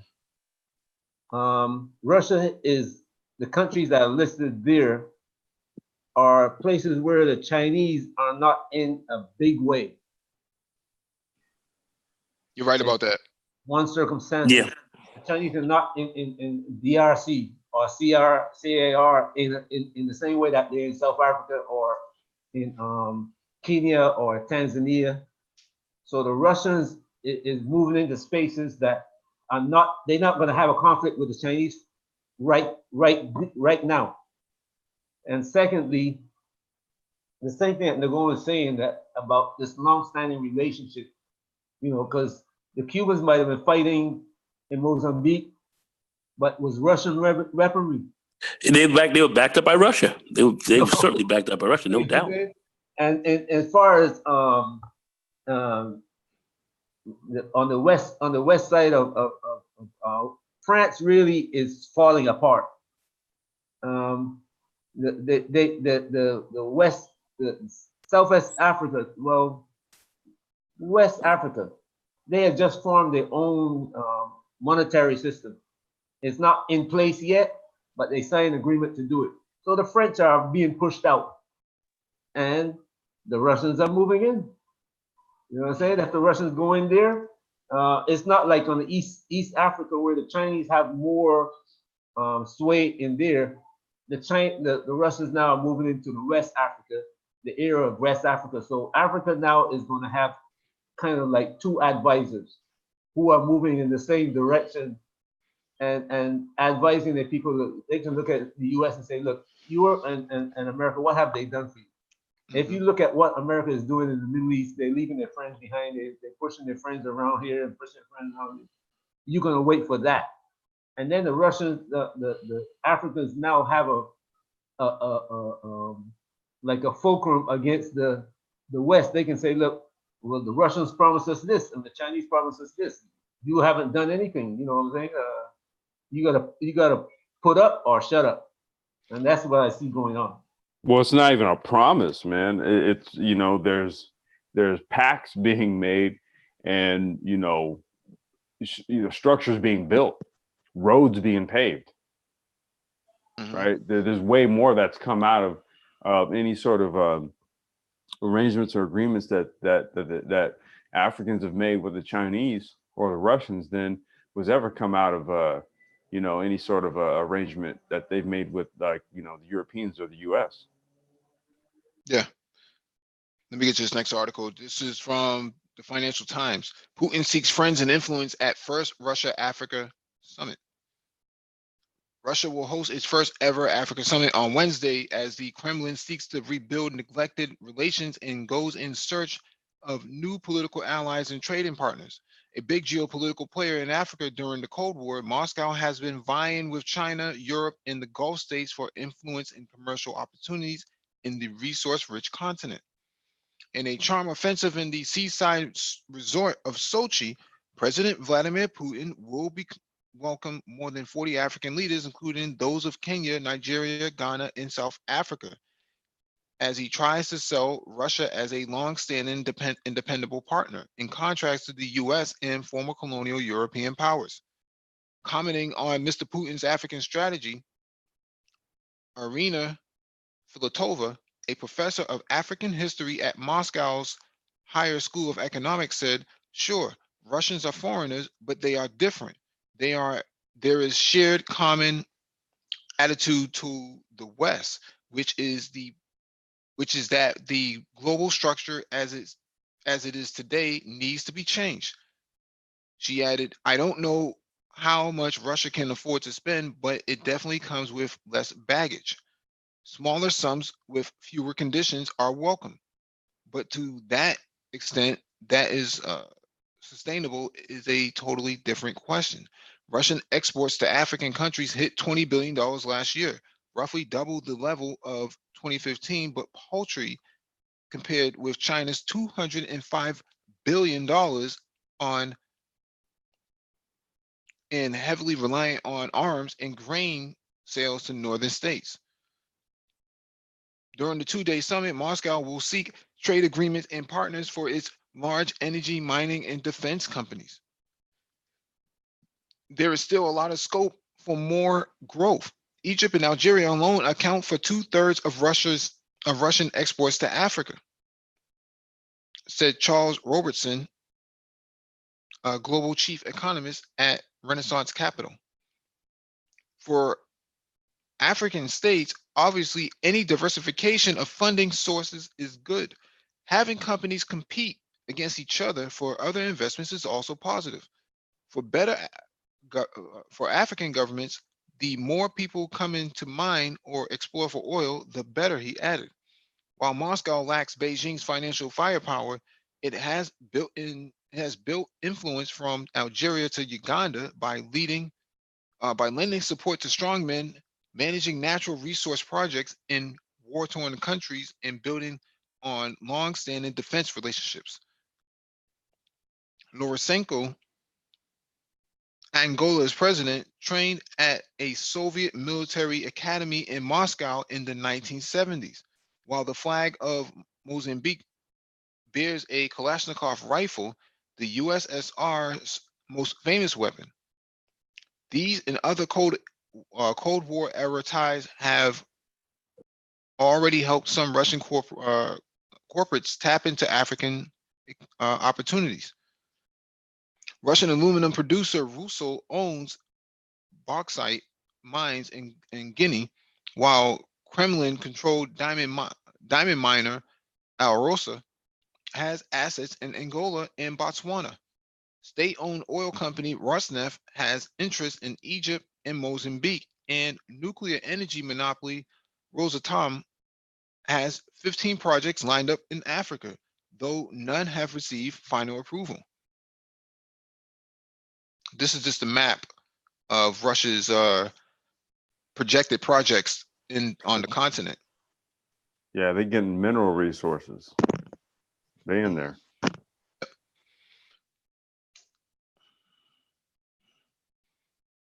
Seeking to increase that footprint and turn political friendship into business partnerships, Russia in 2017 became a shareholder of Afrexim Bank, a Cairo-based trade finance lender, in a step that the bank said would take advantage of the numerous opportunities for trade and development between Russia and the African continent.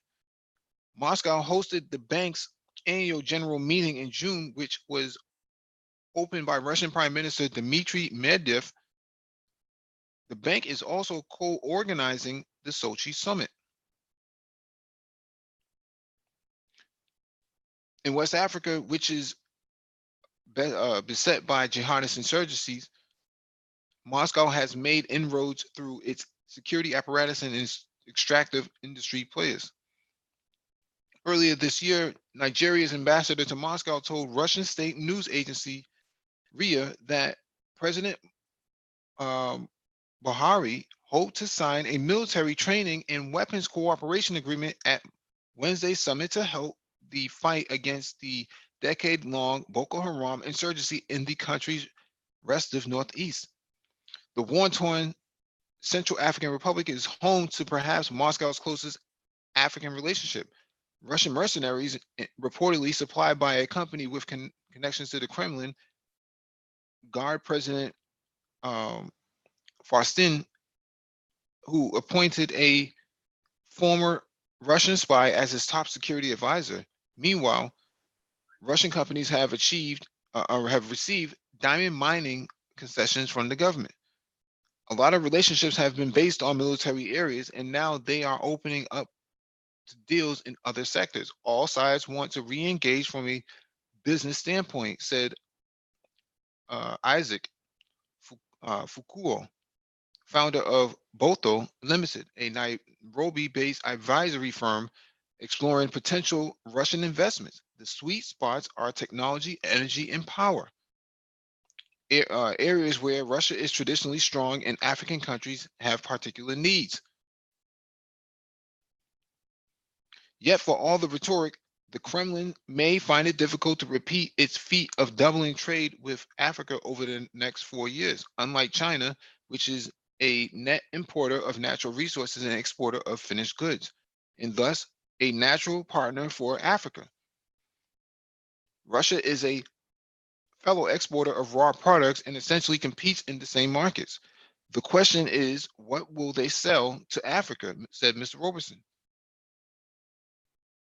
There are obvious differences between what Russia can offer and what China, India, or Turkey could offer, for example.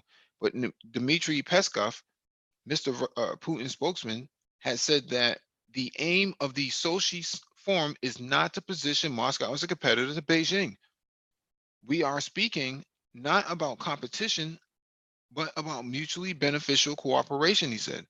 Russia has always been present in Africa. It is a very important continent.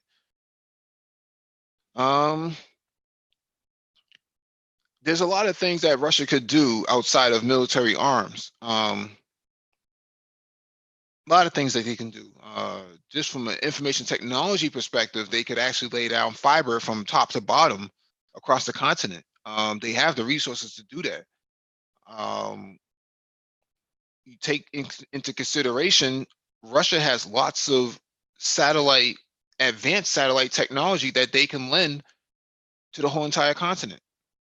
Russia also has trams, these wheel-based trolleys that they can use to develop urban infrastructure projects for public transit. You also have to take into consideration that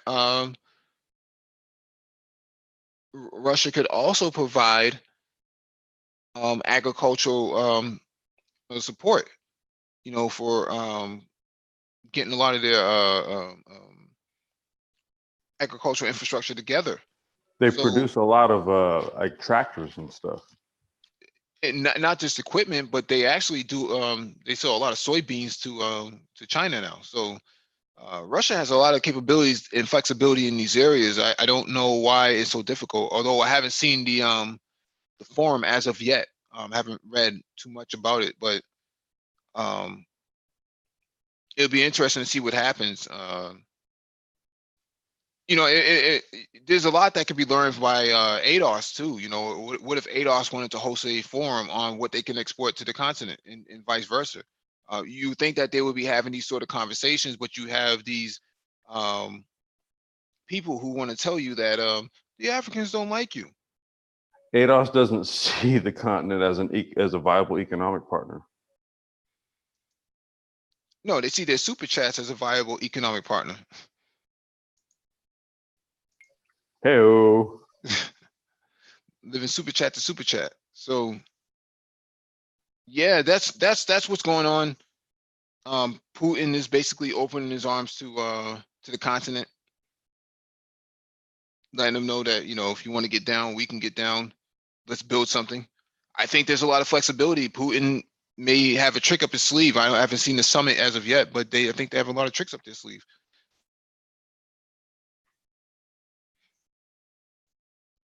Not trick in a bad way, but a lot of opportunities that can come out of these discussions. I mean, the one thing Africa really doesn't have is a bullet train. No one has developed a maglev or bullet train for the continent. in order for your in order for the continent to really move forward, they need to move people at a high speed rate. You know, a train that does 300 miles an hour up and down the continent is actually pretty significant. Right. I mean, given that the rail system that the Chinese are building in, may as well use that for high speed travel as well. Well, that's for slow travel. That's for moving goods. But a bullet train, you would need some kind of like maglev. That's gonna right, and it's not going to run on right. Yeah, you need something that's going to move a lot of people at a fast pace, at a very fast pace. 2,000 people at a time. Something Some that most Wakanda-ish. Yeah, it's something that most your Boeings and Airbuses can't do. They move maybe a couple hundred, but the ability to move 2,000 people at a time is really what's gonna on a bullet train, right? Yeah, on a maglev train. A maglev train, right? Yeah, that's gonna be significant because that's something that's gonna work for the next 100 years. You don't have to change the infrastructure for quite some time. Yeah. Somebody's asking, what did it say here? It says you're talking about Carnell and Tone. Seriously? No. We're not talking about them per se. When we talk about ADOS, we're talking about there's a general sentiment. ADOS doesn't equal those two. They're not the only two people. Right, exactly. American descendants of slaves.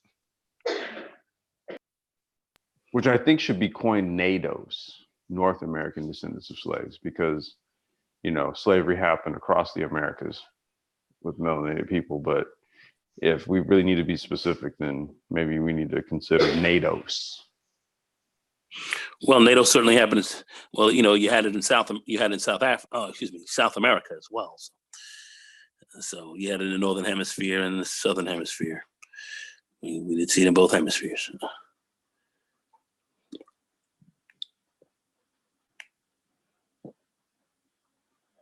But no, it's not. No, it's not like something where we're talking specifically to like that Carnell and Antonio. And no, that's not it at all. There's just been a lot of anti-African sentiment as it relates to any sort of international agenda for ADOS. We're not necessarily looking at them as a viable economic partner. That's just kind of been some of the response that we've gotten anyway. I could be wrong in the general sense, but I would say from some of what we've gotten as far as response as it relates to maybe some of the things that ADOS should be thinking about, especially with regards to fourth industrialization, we've gotten a lot of pushback actually. So we're not charging, anyone who identifies as NATOs by definition or whatever. I happen to be that, but my view is a bit different. But no. That's all it was. It was just kind of like a commentary to that. I mean, Mike, you want to maybe expound on that a little bit and go on? Yeah, well, I think Tone and Vietnam, they have been a little bit. They have been not a little bit, but I think I've seen them kind of negative on Africans in the African diaspora, and speaking like we don't need to go over there, we need to stay here, and not really worry so much about linking up with them and working with them internationally, and let's take care of our problems here alone, which never got us forward. We always linked up with outside allies to put greater pressure here in the United States. We've always done that. That's been, quite frankly, a hallmark actually of our advancement in so many ways. I think they seem to have missed that at times, and shocks me that it's supposed to be as educated and as knowledgeable as these folks claim to be to not see that. So I find that somewhat bothersome in some of their rhetoric. But That's my only complaint. I'll speak for myself specifically. I won't say that's the view of the Brain Trust overall, but I'll say that's been some of my concern with them. I think they're a little myopic in that regard. One of the problems I have with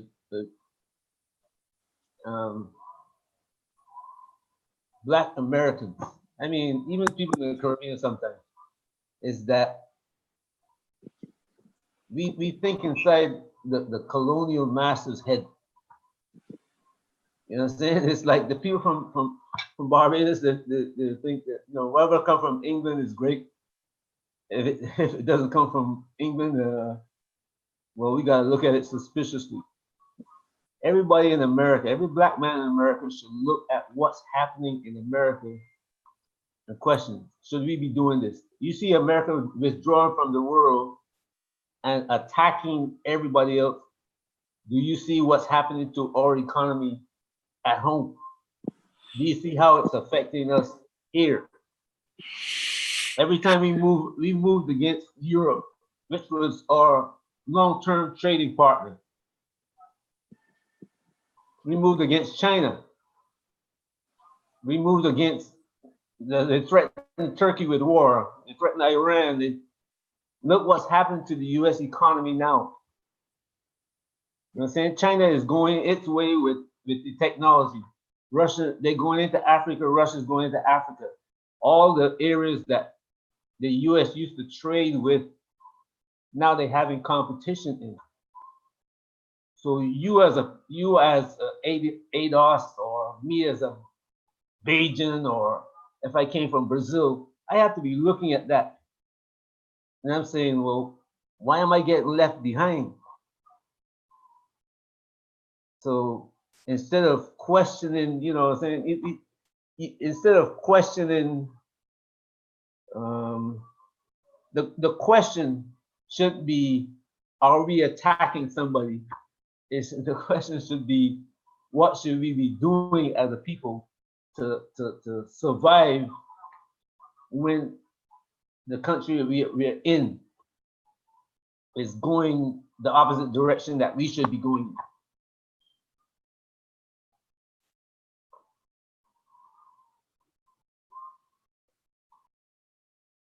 I was talking and my mic was muted. Again, I attended an event tonight. Great event in Nisby, and the majority of the men up in there are Africans that are running this. These are the highest performing that you're going to get: nuclear engineers, nuclear scientists, IT professionals. This is the best of the best that Black America has to offer, and they're not ADOS. They are not descendants of slaves. They are, in fact, straight from the continent. You know, program chair, president, vice president. These are all Africans. Another African brother here, another one here. High performing. They're all about the professionalism. They're not about the BS.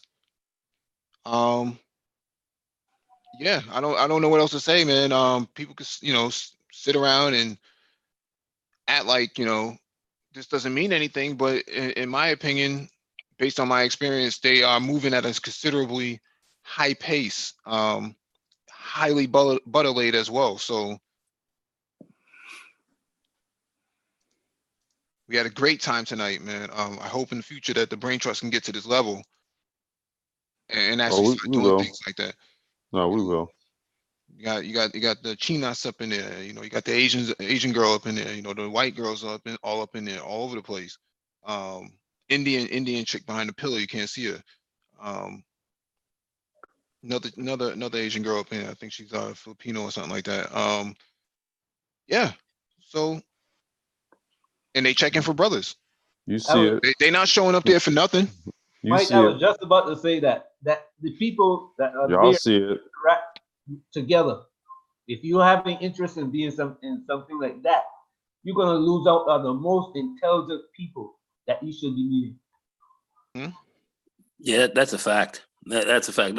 That's why I have issues with people saying, "Oh, let's just stay here and be myopic." The world is changing. We can't afford to have that attitude. Yep. Indian chick sitting on the couch, white girl sitting on the couch. They checking for brothers. They're not showing up there for nothing. I mean, D, you and I have talked about this with BGS months ago. I've said this many times before. They are coming in there and they are snatching the best of your brothers that the community has to offer. What are you going to do about that? You just Hey, Mike, saw it. You just saw it. I have a question to ask. Was anybody in there offering any of them concert tickets? The only concert they're going to be having is a Saddam Gang concert, but I don't think there was any concert tickets there, man. They won't accept anything less than what the brothers are in there offering. Mm. That's the best that you have to offer. Bachelor's degree, double bachelor's degree, master's degree, double master's degree. Some of those guys are PhDs. They're not. Mm-hmm. Go ahead. So I was wondering if the Icy Hot Stunners had were holding sway up in that joint. Just no. Nah, get crunk was not allowed in there tonight, man. Okay, that's all I wanted to know. Oh, I'm still Mike. Dude, like Icy Hot Stunners, man. I thought that shit went down the rabbit hole, and I never to return to like my consciousness ever again, dude. You brought it back. Really? Dude, I totally forgot about the Icy Hot Stunners, man. Well, this might be an Icy Hot Stunner, but that's the extent of it. I mean, that might be him right there, but not. That is him right there. Yeah, it could be him, but you know, my point here is that, man, you're missing out big time. You know, could be doing some butterlay stuff, but instead you want to sit on here and point fingers at brothers for being alleged pedos. So ho. Wait, Mike, put that picture up one more again.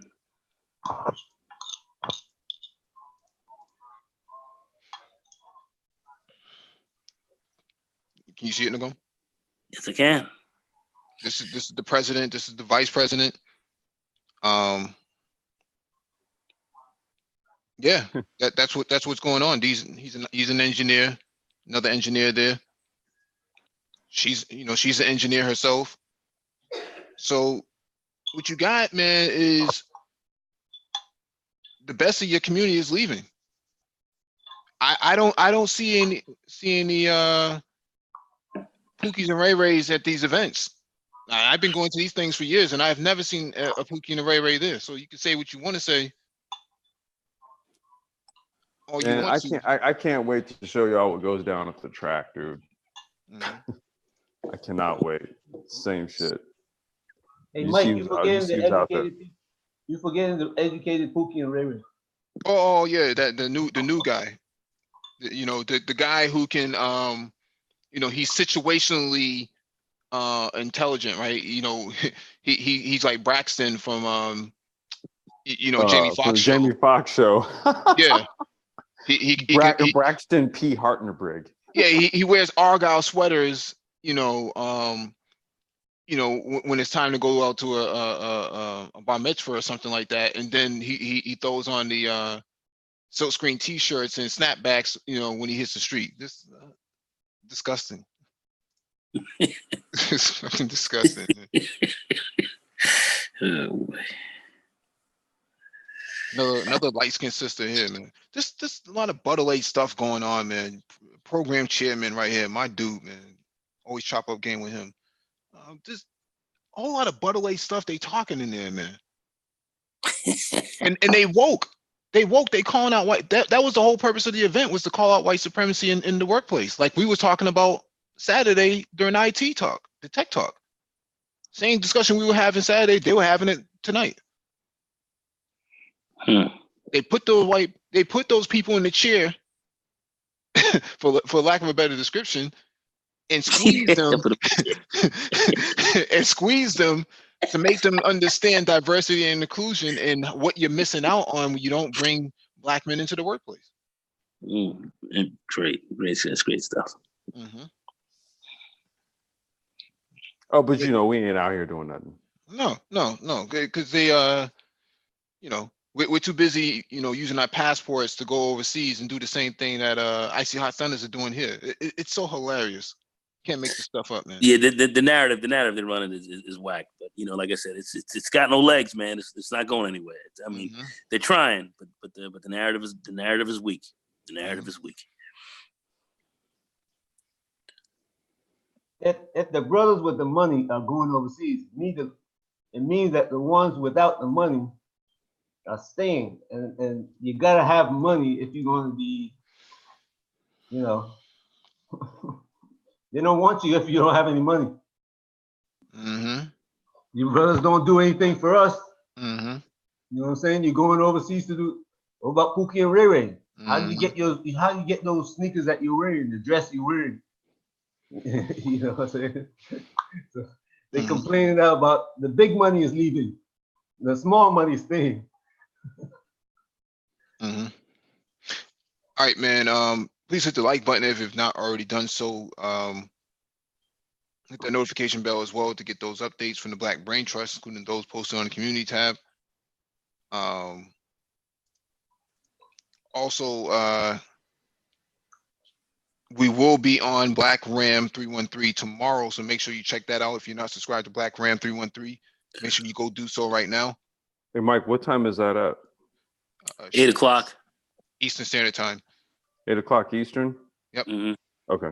And we see these momos over here are live right now. So thank you all for joining us. Wait. What Momo is that? It's too late now. I need to. Hey, who? I need to visit it, dude.